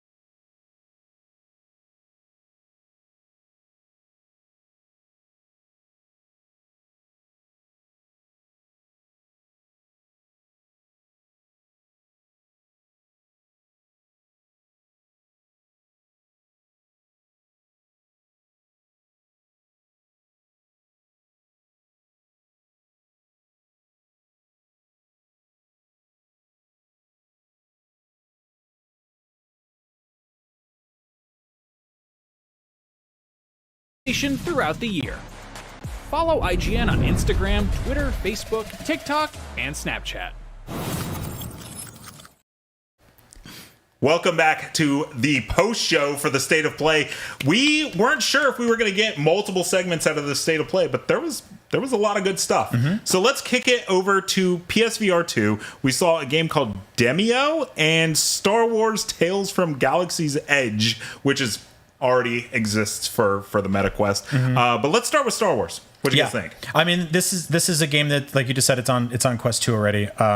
It's sort of like I don't want to call it just like a big advertisement for their theme park. Right. It's sort of tied in there, but it's deeper than that. But here, I think they said it's like an enhanced version. And it definitely looks better. Like we're getting to the point now where there's a running theme with PSVR 2 stuff, and that it looks very, very good. Like, well, I mean, you're seeing like volumetric lighting, you're seeing particles in the air, things that we don't normally see in VR games. Right. Right. Which we kind of get a glimpse of just how powerful the PSVR2 actually is. Like some of the gameplay looks kind of like we expect from a VR game. Right. But then there are these moments where I think when it's not doing these shooty sections, I think when it's more the environmental and the conversational stuff, it's bringing these. I mean, look, C-3PO. There's like it looks like ray tracing on him, and like there's effects that we're not used to seeing in VR games. Right. I was actually really surprised how much better than the Quest version this looks. Yeah, well, absolutely. And the thing with PSVR is PSVR 2 is it looks great, right? You're going to see some awesome looking VR games, but like a big plus is that it's got haptic feeling in the headset, which you can just kind of like look at this trailer and know where those are kind of hit. You're going to feel like weird vibrations and stuff like that. And it's also using the adaptive trigger technology that's in the DualSense. So yeah, Jada, what about like PSVR? Yeah, I mean, I've been a proponent for PSVR for a while. I don't know if this one's going to be one for me personally. I like Star Wars, but I don't know if I want to dive back into this game just for an upgraded version. I'm more looking for that new experience that PSVR 2 is going to bring to us. So it looks great, and I think a lot of Star Wars fans are going to be happy with this one, but I don't know if this one's for me. I mean, I'm a giant Star Wars fan, so I love shooting Minox no matter where I can do it. So I'm into this no matter what, but I think this is more to like kind of build out the library between the first party stuff. What's interesting though is that like we keep seeing PSVR 2 games and there's still all those questions around the system itself. We don't know release date, we don't know price, we don't know backwards compatibility. Like all of those are going to be very, very important to how quickly early adopters want to jump into it. If it's like, I mean, they just raised the price on PS5. So what I mean, what are we predicting? $550 for PSVR 2? We've had a long running tally. I think PSVR launched at $250 or $300. I think it was $299. $299. Yeah, okay. And that was pretty expensive. And you think that this thing, I was like, okay, it has to be like $400. And then it's like the more they show, I'm like, it's probably going to be $500. Yeah, and it's probably going to be impossible to find. The Quest just went up $100 as well. That's so the technology is getting more expensive just because of what's happening with the components. I think for me, it's going to be about how it feels when you're wearing it. Like my big objection was it was all those cables coming out the back into a box that then didn't sit very well next year. Like none of it sat in a comfortable way. You move an inch and that box will go flying. And I mean, like the other devices were not great. The original Oculus setup wasn't great, and then the Vive was a real pain in the ass because you had to have the cameras around. So I think we've moved a long way away from that. But what I'm hoping is that it's like one thin cord coming out of the thing at most, because if it's another like big batch of cables, no, we know for sure it's they've only already announced. Yeah, there's only one snake this time, not like 16 snakes like the ones before. We don't know if like you can plug it into your PC and use it as like PC VR though. But you mentioned like actually wearing it and feeling it, and you were talking about like the DualSense and haptic features and stuff like that. That's going to be such a big selling point, and it's going to be one of those ones you won't really know is great until you try it yourself. Like VR always had that kind of uphill battle. I feel like now there's more people have tried VR. It's more of a sort of like understood quantifiable thing for people. It's less like I have to go to Best Buy and try this thing on and put this hat on during a pandemic. Get all the germs on my face. Touched other people's faces. Yeah, all day long. Try that. Yep. So, but this like once you start playing a game and you feel the controllers and you feel like and there's 3D sound and stuff like that, I think that's going to be like one of those things where you go, oh man, I got to buy this. Damn it. It's like when you play a game, the game's goal is to always kind of like get you immersed, right? But at the end of the day, you have a controller in your hand and you're looking at a TV, right? If you do a headset, that gives you a little bit more immersion. But like VR, the whole point is immersion, right? Yeah. So everything that they can do to kind of like make you forget about the real world and make you feel like you're in a video game, I'm super down for that. We got a few more kind of cool looking games. Stellar Blade, which was originally Project Eve, kind of looked like a little like mech Dark Souls-y kind of looking game. Jada, what'd you think? Yeah, I loved it. Very action centric, very kind of DMC, fast paced. I feel like I'm repeating myself with a lot of games that are coming that we got to see today. But I really liked the look of this one. I think it showed itself off very well. I think we got a look at Project Eve in a state of play or a showcase in the past. So I'm very excited to see that this one got an update and it's still still continuing and looking great, and even better than it did the first time, because the first time I know it fell a little flat. I love when a game is like, I love when, we saw it with Project Octopath, where it's like, this is our code name, and then they're like, okay, this is the actual name. Yeah. This one's like wildly different. But Brian, you're a Dark Souls fan. Yeah, I actually got a little annoyed at the beginning when they showed this first person view of the inside of a ship, because I was like, let me out of the ship and let me stab people. Like, I don't want to fly around and look inside the cockpit all the time. But in terms of like Souls games that are or Souls likes that are like out now or coming out soon, we just got Steel Rising and we're getting Lies of P, and both of those are like kind of steampunk-ish or very steampunk-ish or steampunk adjacent. And this is more used future dystopian robot stuff torn apart. I'm way more into that rather than like, creepy clocks come to life and top hats. Like, no disrespect to the art styles in those games. They Still both Rising really is cool. like mannequins came up to You don't need nightmares from when you go to visit your grandparents, right? Outside of the regular ones you get for doing that. But yeah, I love the monsters in this game. I love the combat. Looks super fun. Looks tough as hell. I love like getting my butt kicked in video games, coming back and killing the creature that killed me. So it's also like, look at just how dynamic the character moves here, like the backflips and stuff like that. It's just the environment. I mean, like, this is another one where it's like, okay, this feels, like a next gen game. There's a lot going on to kind of set the tone, and there's a lot of, debris and particles and the cool lighting, and and it's got a look, right? It kind of like it sets itself apart. Yeah, it feels very consistent with itself. Like, I think a lot of games are very derivative right now. They're all trying to do the From Software thing, or they're trying to do, and this feels like it's like, okay, we have a vibe that we're going for, and I love the creepy old cyborg guy. I know, like what was it? The Surge, those games, brought in sort of like the mech stuff a little bit and a little bit of the used future stuff, but it obviously was like a slower paced kind of heavier games, and this just looks like you're doing backflips and stabbing people, and like I'm into it. And then finally, what about Pacific Drive? I was trying to get a grasp on like what that is. It's like the studios. It's Ironwood. I believe it's their first game. Yeah, debut game.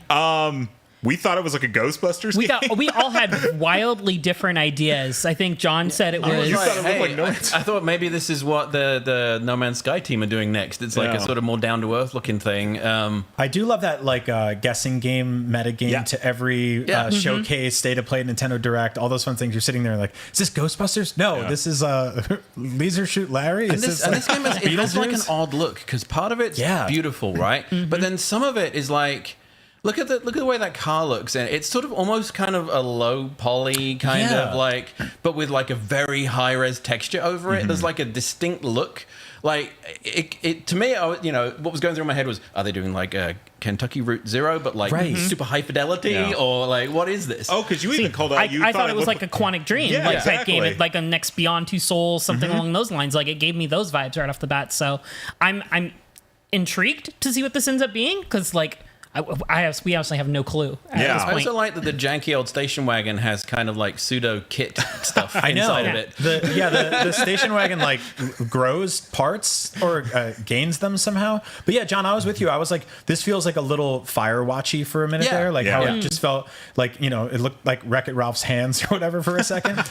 And then it just starts building up. But even like the gunk effects and stuff on the dashboard, it's kind of cartoony. Like I'm really into this art style. It took me a minute to kind of figure out what it was. I still don't like. I mean, my guess right now is this is a, no pun intended, narrative driven first person car game where you drive across along the Pacific narratively. This is me like Moby Dick is about a dick named Moby. No, and you're just driving your car and like crazy stuff happens, and like I don't know, that could be really cool. It doesn't seem like there's a racing component or a multiplayer component. It just seems like there's a start and end here. I do love that like Firewatch comparison, because that game, it was kind of had that like Wreck-It Ralph kind of, but it's also like insanely serious. I do want more of those for sure. I like the Ironwood logo too. It reminds me of like Weyland Yutani from Alien. Let's talk about what wasn't there, because that's always, we always have our hopes and dreams. Everybody shoots for the sky, and then it doesn't happen. Right.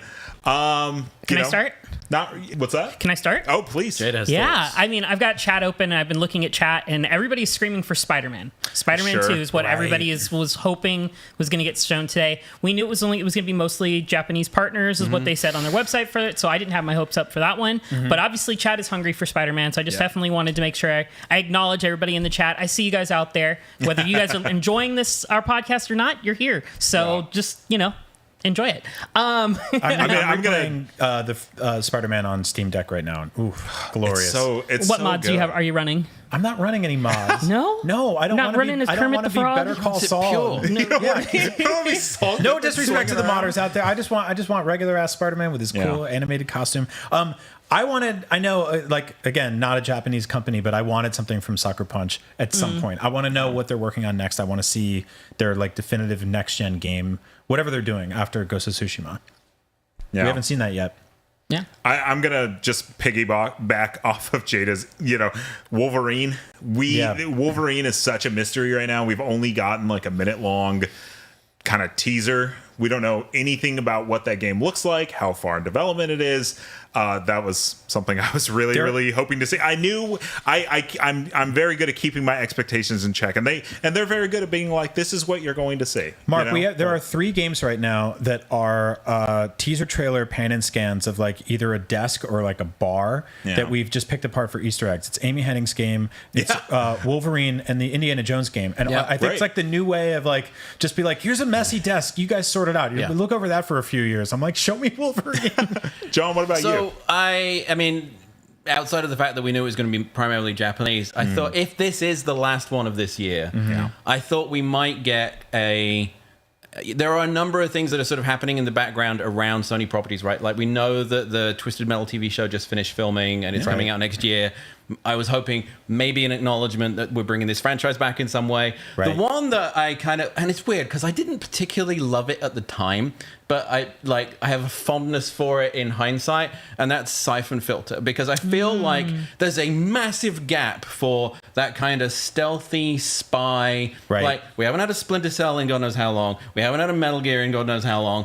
Siphon Filter was Sony's attempt at that. They did actually some really interesting games on the PSP and the Vita as well with that franchise, and then it just ended. It was PS3, right? It was and then they just haven't touched it since.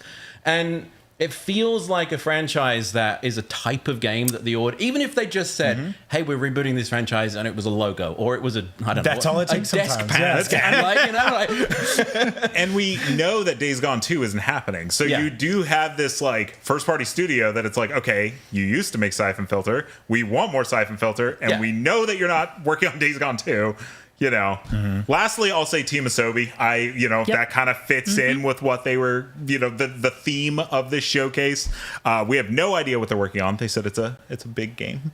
Yeah, it's Astro's Playhouse. Yeah, they'll be there day one on the PSVR2 launch. Yeah, I guarantee. Hope so, because that's Astro's Playroom is so good. Yeah, no, they're there to show off all the new toys and bells and whistles with new hardware, and I love them for that. Well, the State of Play was not the only big showcase we got. Over the weekend, we got the Ubisoft Forward. So, we're done with the State of Play. I don't want to hear another word about it. All right. We're moving to Ubisoft after the break. We'll be right back. Swerved on them.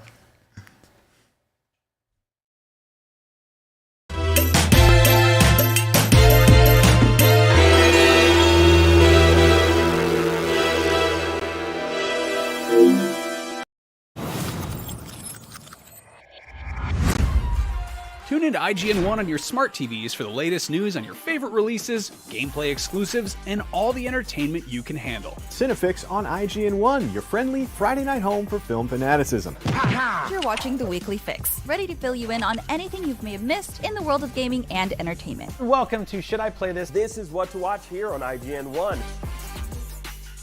Find it all in one place for free on IGN1. They turned into a network. Who knew?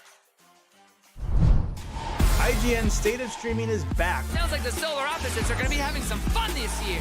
On Monday, September 19th, we're kicking off a full week of coverage, live and in studio with special guests like Justin Roiland. Hey, what's up? We're here at State of Streaming. Exclusive new looks at shows and insights from the creatives behind them. It's everything you need to know about streaming. It's IGN's State of Streaming.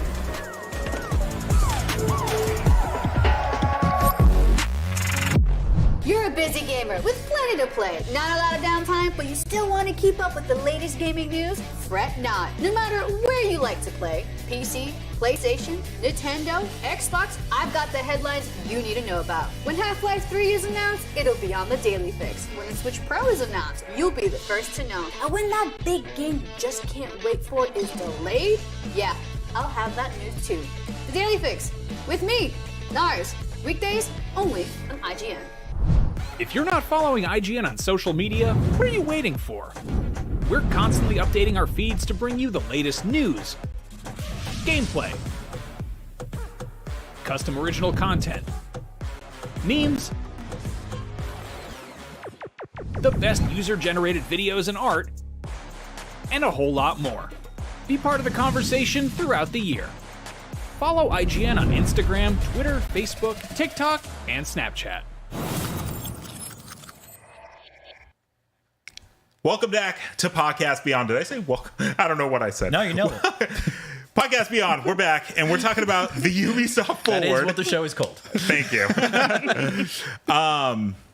It happened on Saturday, and it was Assassin's Creed centric. Yes, yes, it was. There was an hour of Ubisoft being like, "Here's our portfolio and all of our stuff," and then it was just like, "Here's Assassin's Creed." Yeah, it kind of became they went from their normal stage to this like other room, and it was kind of a conference within a conference itself, which kind of like paints this picture that Ubisoft is all in on Assassin's Creed right now. Yeah. You know, they own a lot of really big properties, Watch Dogs and Ghost Recon and Far Cry, but it's like you could tell Assassin's Creed is their bread and butter.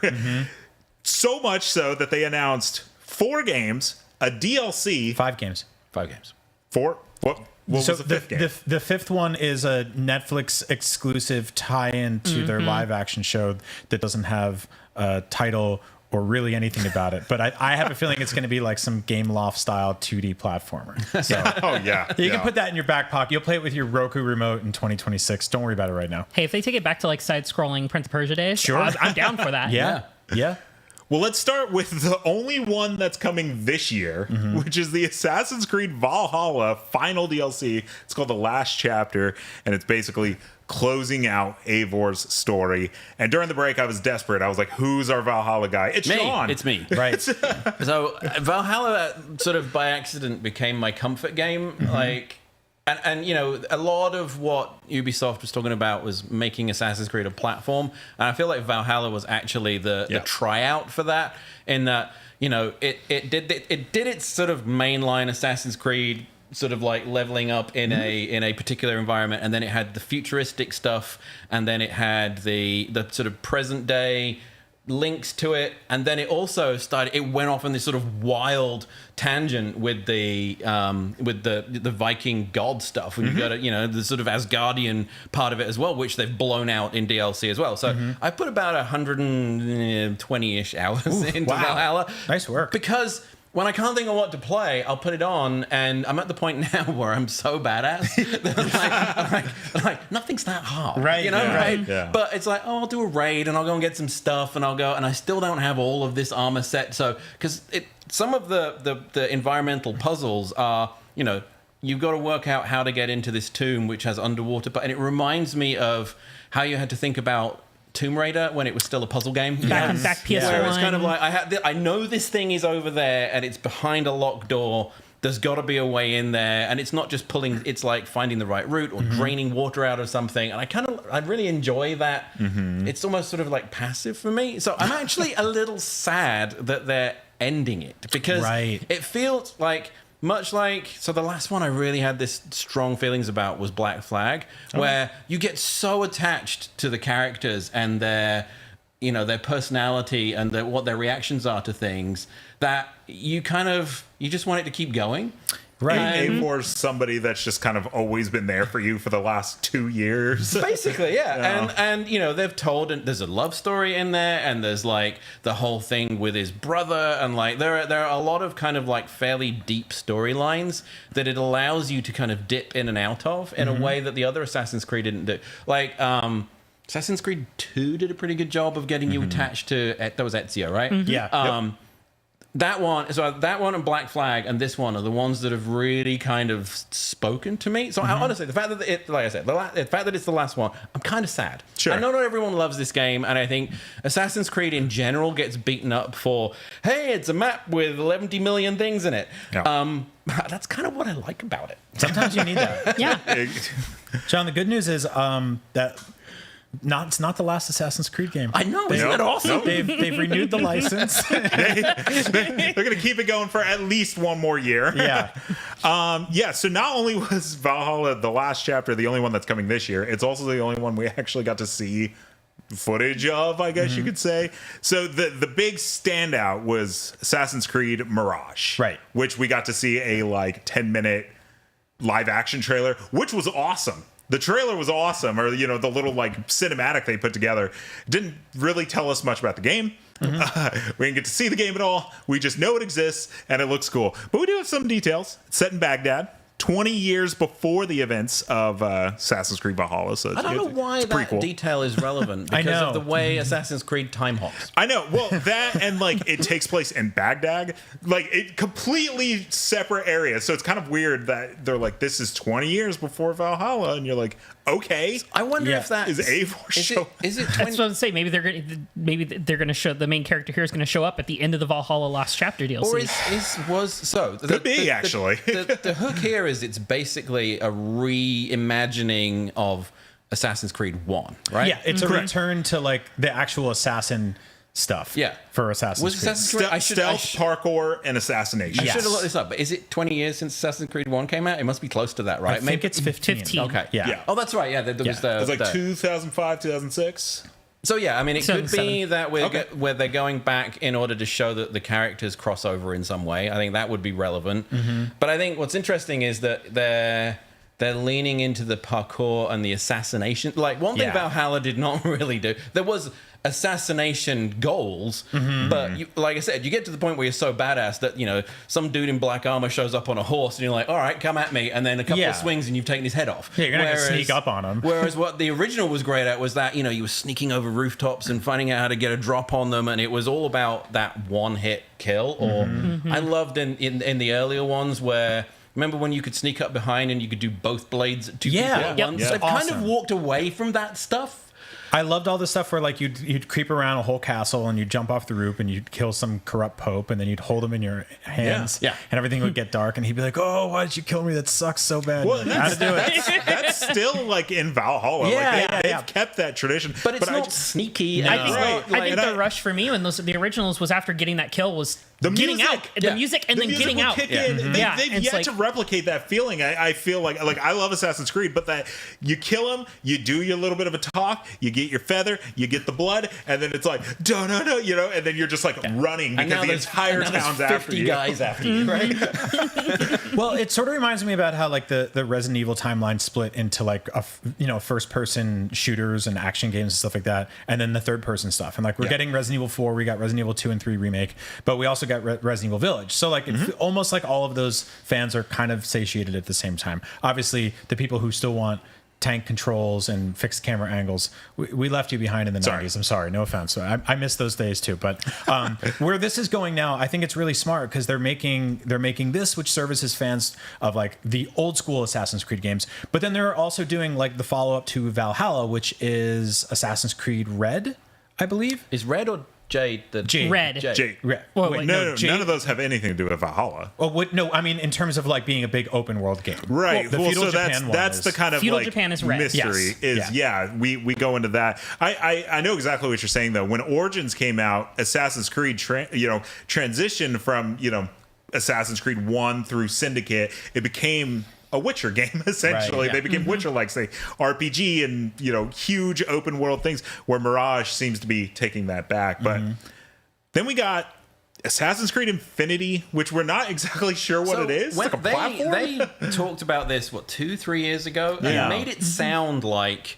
Hey, we've been doing all this thing, and they have the what's the thing, Animus, whatever. Yes, at the center of it all. The original pitch for it, it made it sound to me like, okay, we're building the Animus, and you're going to be able to launch all of these old heroes out of it, and it's this central clearinghouse. Now it sounds like BattleNet for Assassin's Creed, where it's a launcher Right. I think. Yeah. But they also, there was a quote, they spilled out a couple of quotes the other day after their whole thing. First of all, this is Assassin's Creed Hex, the Salem Witch Trials one. And I mean, honestly, I've never been that excited for a logo, but this looks awesome. It's so, I'm a huge horror fan, so taking that and putting it in Assassin's Creed, very, very cool. But they said something about sort of like taking the Animus stuff and the Desmond stuff from here on out and kind of putting it in the margins and putting it outside of the mainline game, so you maybe won't be bogged down with like him walking around Facebook looking for a computer to sit down and to talk to his uncle's memories or whatever. Barely touched that. I know. There was like, you go to the little like wobbly flickery things, and then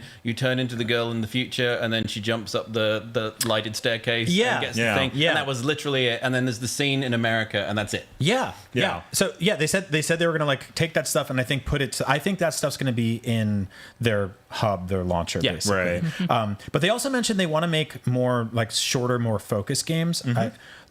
Sorry for you, John, but like the next one might not be 140 hours. Really disappointing. I think Mirage is going to be a little smaller, but then as you mentioned, Assassin's Creed Red, codename Red, takes place in feudal Japan. This is going to be more. This is gonna be big. Well, this is what people have been asking for years, right? Which is to take it here. But the fact that they're taking all the lore out that way reminds me of what Bungie did with Destiny, right? Where in the original Destiny, they were like, all the lore is like written on the back of these things, and like, we're not really going to bother you with it. You would get like a card that you then had to go to the website for to like, read if you the really lore. care that much, you can go look over here. And I think, but what's interesting is that the audience didn't seem to like that. So it's odd that Ubi is like kind of going back to that and being like, we're not going to go up your game with all this. I think with the Desmond stuff, it kind of became like this running joke of like, who actually likes this? And then there's always a couple of people who are like, me, I like it. But it didn't really go anywhere. There was no payoff, right? Because it was only scratching the surface of a larger story. Yeah, it never got deep enough to actually have meaningful impact to the story in one game,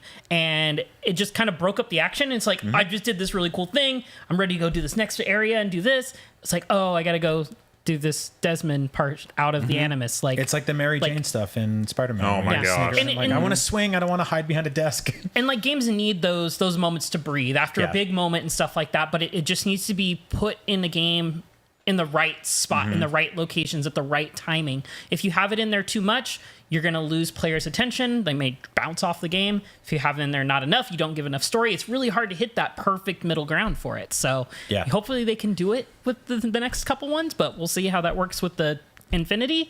I don't know. There's so many. I've lost track of them. Infinity is the hub thing, right? The next few games are going to be $70. No, Infinity is the hub. The hub with all launcher. The lore and stuff. Mirage is next. I believe Hex and Jade and Red and so Jade is not part of Infinity, right? It's like a mobile game, which I'm like, I don't know how excited I am for a mobile game Assassin's Creed. Like, the Assassin's Creed itself has kind of been everywhere, but like when I read the notes on it, and it's like built from the ground up to work with touch controls, and I'm like, Well, I mean, I think they're going with. I mean, they've seen what's happened with Apex and with Fortnite, and like, if you want a game with a 300 million install base, you got to go to phones, right? And I think they also showed Rainbow Six Siege on mobile, which we can talk about in a minute. Like, if you want a gigantic audience, that's the way to go, right? I mean, like all the biggest games in the world, PUBG, right? 350 million players, or whatever it is. I don't know. If they allow controller support, then I'm super down. But buy a backbone, dude. I know. Yeah, seriously. Get a backbone, dude. Oh no, I have one, and I really like it. You guys don't realize this one you have to play in horizontal mode or vertical. No. You have to play it vertical. Miyamoto's gonna come out and he's like, you can play it with one hand. I hope not. I will say I was like not necessarily fatigued on the Assassin's Creed stuff, but a little apathetic, and now I'm recharged a little bit. There's some cool stuff I've been looking forward to there. No, I totally agree. We are almost out of time. We have one more segment left, but we also have one more break left. So we're going to do that, and we will be right back.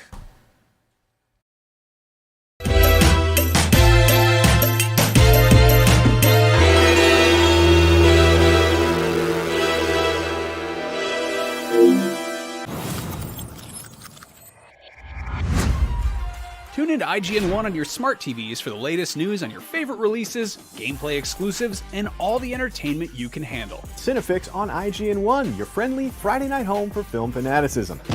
You're watching The Weekly Fix, ready to fill you in on anything you may have missed in the world of gaming and entertainment. Welcome to Should I Play This? This is what to watch here on IGN1. Find it all in one place for free on IGN1. They turned into a network. Who knew? IGN State of Streaming is back. Sounds like the solar opposites are going to be having some fun this year. On Monday, September 19th, we're kicking off a full week of coverage live and in studio with special guests like Justin Roiland. Hey, what's up? We're here at State of Streaming. Exclusive new looks at shows and insights from the creatives behind them. It's everything you need to know about streaming. It's IGN's State of Streaming.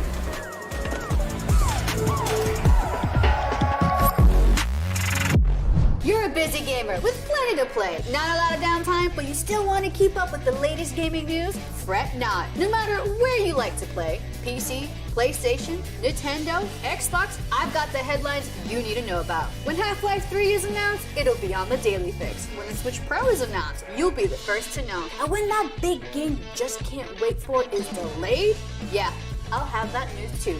The Daily Fix, with me, Nars, weekdays only on IGN. If you're not following IGN on social media, what are you waiting for? We're constantly updating our feeds to bring you the latest news, gameplay, custom original content, memes, the best user-generated videos and art, and a whole lot more. Be part of the conversation throughout the year. Follow IGN on Instagram, Twitter, Facebook, TikTok, and Snapchat. Welcome back to Podcast Beyond. We're almost out of time, but something that I've noticed from the Ubisoft and from the State of Play is that we've kind of got our fall 2022 roadmap, right? And it's not insane. It's Call of Duty and God of War. Right, exactly. Isn't Forspoken coming out? Nope. No, it isn't. That's next year. Right. I personally, I get Star Ocean, so I'm looking forward to Star Ocean, but that's October. And we have Skull and Bones. Gotham Knights. There's a couple. We have Gotham Knights. We have Harvestella, which I'm personally very excited for. It was a demo today, so I'm very excited for that. Skull and Bones. We have 24 hours to play all of Skull and Bones because God of War Ragnarok's the next day. Right. So we have to burn through. We have an all-nighter that night. Yeah, exactly. It's gonna be a fun night on the ship. Yeah. No, what you're saying is that like we're in almost mid-September now. Nobody has snuck in any. Oh, by the way, here's a surprise game you'll be playing. No, this November. I think we're good. We have the roadmap, which is kind of like, Brian, you've been in the industry a long time. John, Jada, I've been here 7 years. The whole trend has always been, with my time at IGN, has been like fall is the busy time. Yeah. Mm-hmm. It's not this year. It's not. March is the busy time. And last year we saw a bit of this, right? Yeah. Where we were starting to hear, hey, the pandemic has changed how we make video games, and it's taking a little longer. Yeah. And on the business side, a lot of these companies, their financial year is actually March, where is the end of the year, and we're seeing the stuff getting pushed and as close to that threshold of the end of March. But it's all come to a head this year, where there are so many games in Q1, like. A terrifying amount. Like old, remember when November would have like 30 games come out? Yeah. I mean, like next year, between January and March, it's starting to feel like, like 20 odd years ago, I ran EGM and like November was just like, we just didn't sleep. You know, and it was like so many games would come out across all these platforms, and I think just PlayStation alone in Q1, there's a ton. Yeah, we would call it like Christmas 2, basically. It's like, okay, well, that the holiday season already happened, the fall games already happened, and then you roll into spring. Like this year, we kicked things off with like Elden Ring, right? You know, and Horizon, and Horizon West. Yeah, we were like a few months into the year, and I was like, I know my game of the year, and I'm going to put 100-something hours into it. You know, well, and then there's just been like I thought that this spring was insane, right? Because like you even had stuff like Tiny Tina, and like I forgot that game existed because like it got sandwiched into so many games, because like you said, a lot of fiscal years end in March, so sometimes things kind of just get put out there. But yeah, I think this year's spring is nothing compared to next year's spring. So we have a list here. when I read this number, I couldn't believe it. Are you going to read all of them? No. You should do it in Speed a voice. read. You do it really Speed fast. read. Can you do accents? I do not. I for one, not in front of all of Send you me the fine list, people. Mark, and I'll do a different voice for each one. Do it in a Scottish accent, please. 56 games got delayed this year, which I think is a record. Not delayed out of the year, but 56 not games when they have just were been originally delayed. going to come Right. But we're going to focus on PlayStation games that got delayed from 2020 that we were supposed to be playing this fall and are now going to be playing next year. Suicide Squad. We were hyped to play that. But did we ever really think that Gotham Knights and Suicide Squad were going to come out at the same time? I think that was kind of a bit of a misdirect from the beginning. Right. Well, and they finally have shown a little bit more of that game, but I remember around the time of the delay, I think they hadn't really shown the big gameplay trailer yet, so it was still just like CGI stuff. And I'm like, they're like, it's delayed. And I'm like, yeah, we know. Yeah. The next one is like, I firmly believe is like a marketing thing. Forspoken. First, it got delayed from May to October. I could not give less of a crap about this game. My God. I had no interest whatsoever in this game when it first got shown off. It was very limited. But the last two gameplay trailers and sessions that they've shown off, I am all in on the Forspoken train. It looks fantastic. The gameplay looks so fast. It's got you can check out our preview that Destin did, but it has like the DMC combo grading skill in there. There's tons of magic. Like the magic, it feels to me what Final Fantasy 15's magic wanted to be, but done better. Right. And so I'm so excited for this because I love mages. I love magic in my games. I hope you're right. Yeah, I hope you're right too. I do too. I am all in. You can quote me on that, internet. Forspoken is gonna be better than everybody expects. I feel like there's like a little bit of an identity crisis here because there's like the marketing has been terrible. Oh yes, yeah. I think we all agree on that. But like the idea of like this is a New Yorker that gets powers and then a surfboard. And there's like a Final Fantasy element and there's dragons. And you're just kind of like, what is this? Where are we? Like, this is a fusion restaurant that is stacked like one too many things on top of each other. Brian, and you're like, okay. Brian, all game design is they have a dartboard and they just throw darts and there's different things. And you're like, that's going in the game. It's like the Gremlins 2 movie. She lives in New York and dragons. All right, now we're going to do that. How do we do that? That's not my problem. New York is easily the surfing capital of America, obviously. But this one was weird because it was supposed to come out in October, got delayed till January, and I remember their messaging behind it was like, we talked to partners and we moved it, and they basically said the game is done. So it seemed kind of markety. Right. Yeah, because it was looking like Q4 was so crowded they weren't going to be able to cut through, huh? Well, so what's funny about it is Hogwarts Legacy has a marketing deal with PlayStation, and it's like they both got delayed out of October, and now Hogwarts Legacy is in February. So you're kind of like, is Forspoken just going to get delayed again? Right. I don't think so. But my initial thought was, okay, between Call of Duty's marketing deal and Hogwarts Legacy, they're moving Forspoken, and then Hogwarts got delayed. So I'm like, okay, I don't know why they delayed Forspoken then.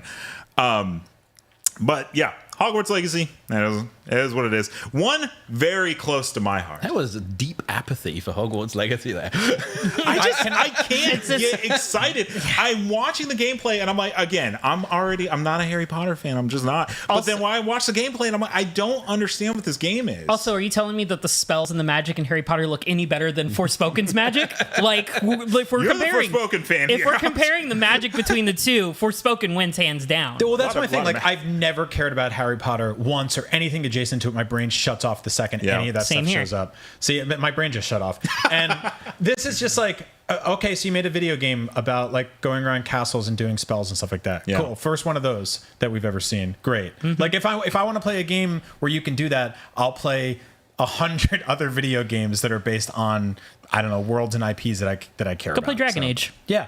Well, Zelda, and I know Elden Ring. Brian, that the second they announced that Quidditch isn't in it, you're like, I'm done. I don't even. That's like, what is that? Sky Soccer they play with brooms? I don't care. That's what it is.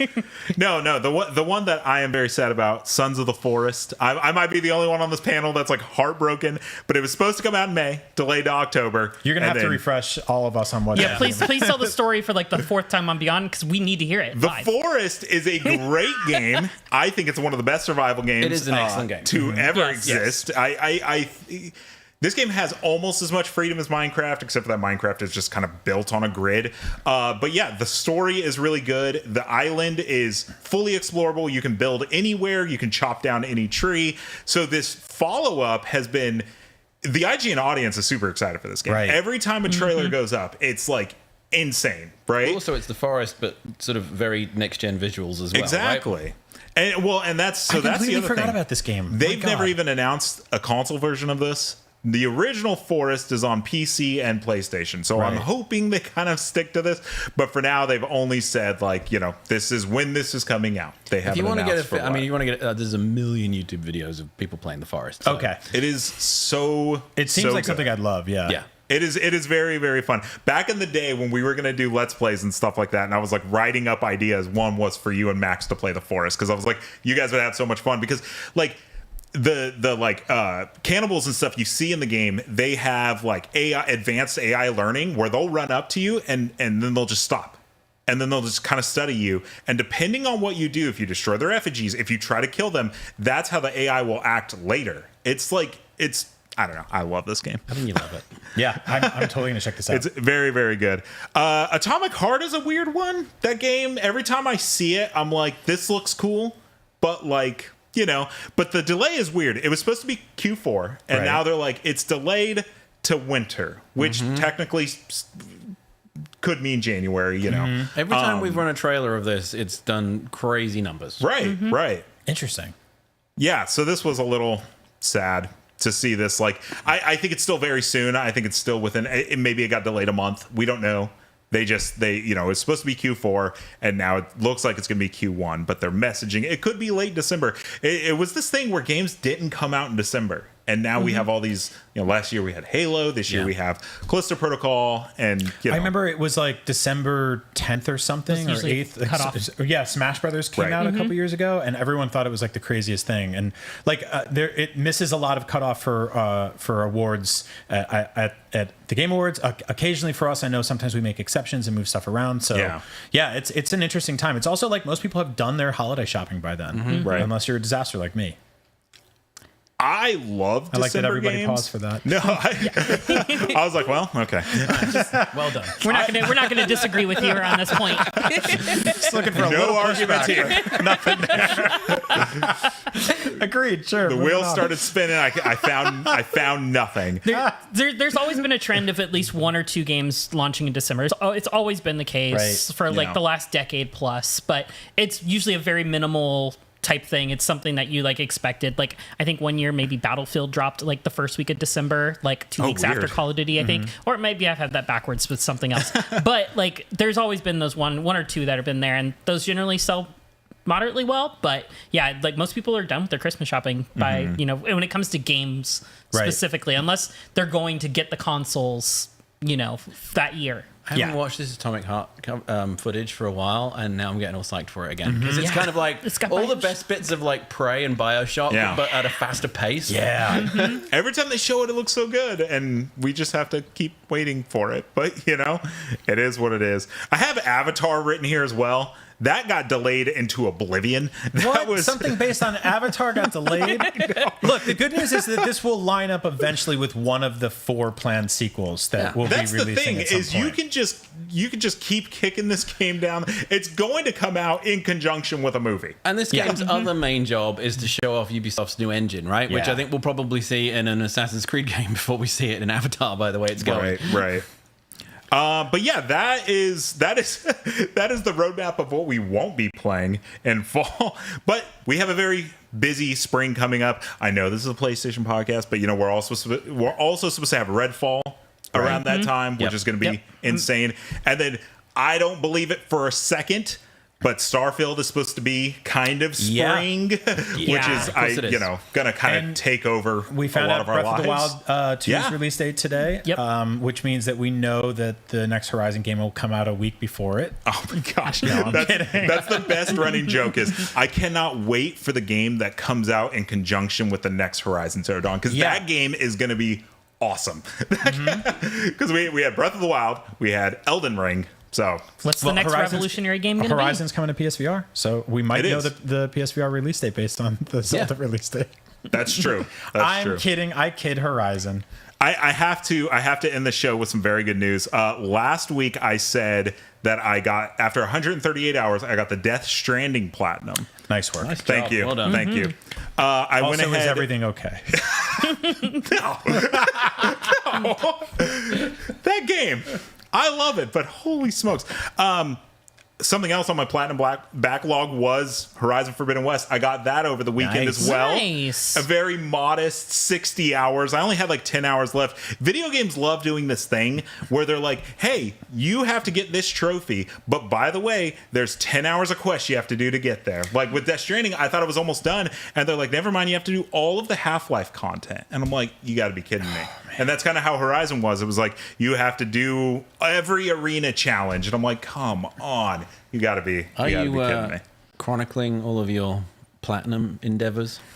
The good ones, the big ones, the PlayStation ones.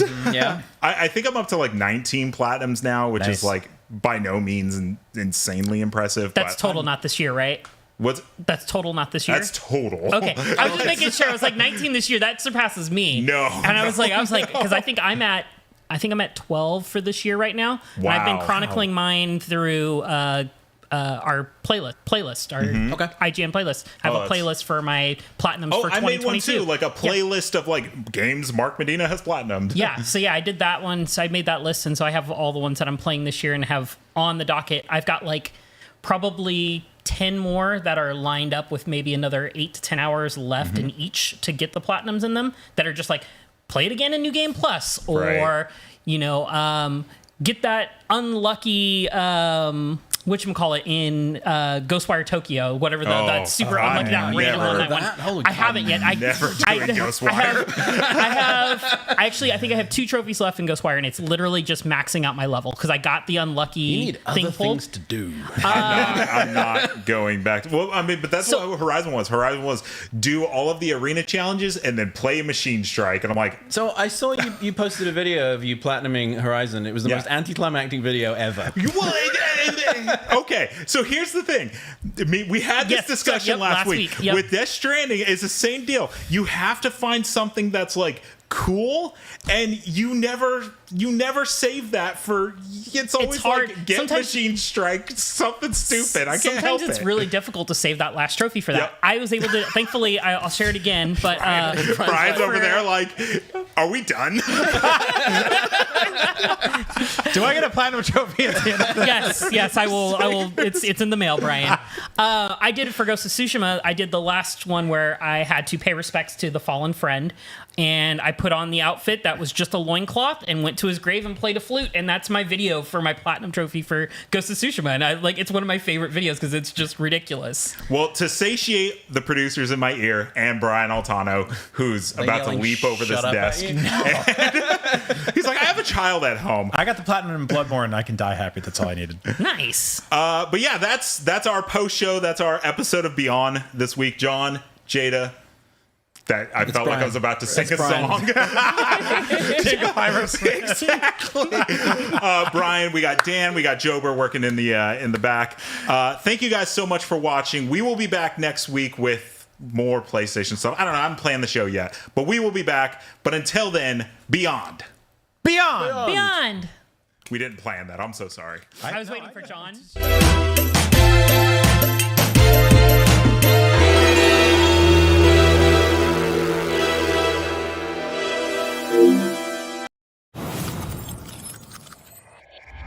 The only thing better than listening to IGN podcasts is watching them. Luckily, all your favorite weekly shows are here on IGN One.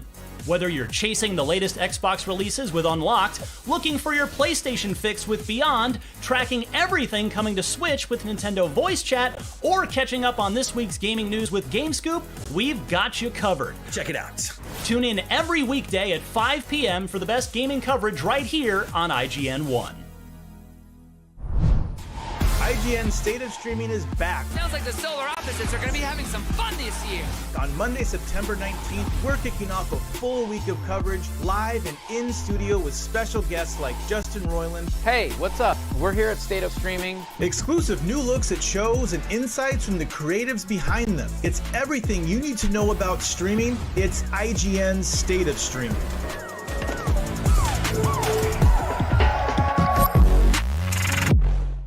Everybody loves watching a speedrun of their favorite game, but what if you got a chance to peek into the mind of the developers behind those games as they watch their hard work get completely destroyed right in front of them? What is happening right now? That's exactly what happens on every episode of Devs React to Speedruns. We invite you to ride along with the developers as they watch, react, and enjoy some of the craziest gameplay by the most skilled speedrunners on the planet. Tune in every Saturday for a brand new episode. If you're not following IGN on social media, what are you waiting for? We're constantly updating our feeds to bring you the latest news, gameplay, custom original content, memes, the best user-generated videos and art, and a whole lot more. Be part of the conversation throughout the year. Follow IGN on Instagram, Twitter, Facebook, TikTok, and Snapchat.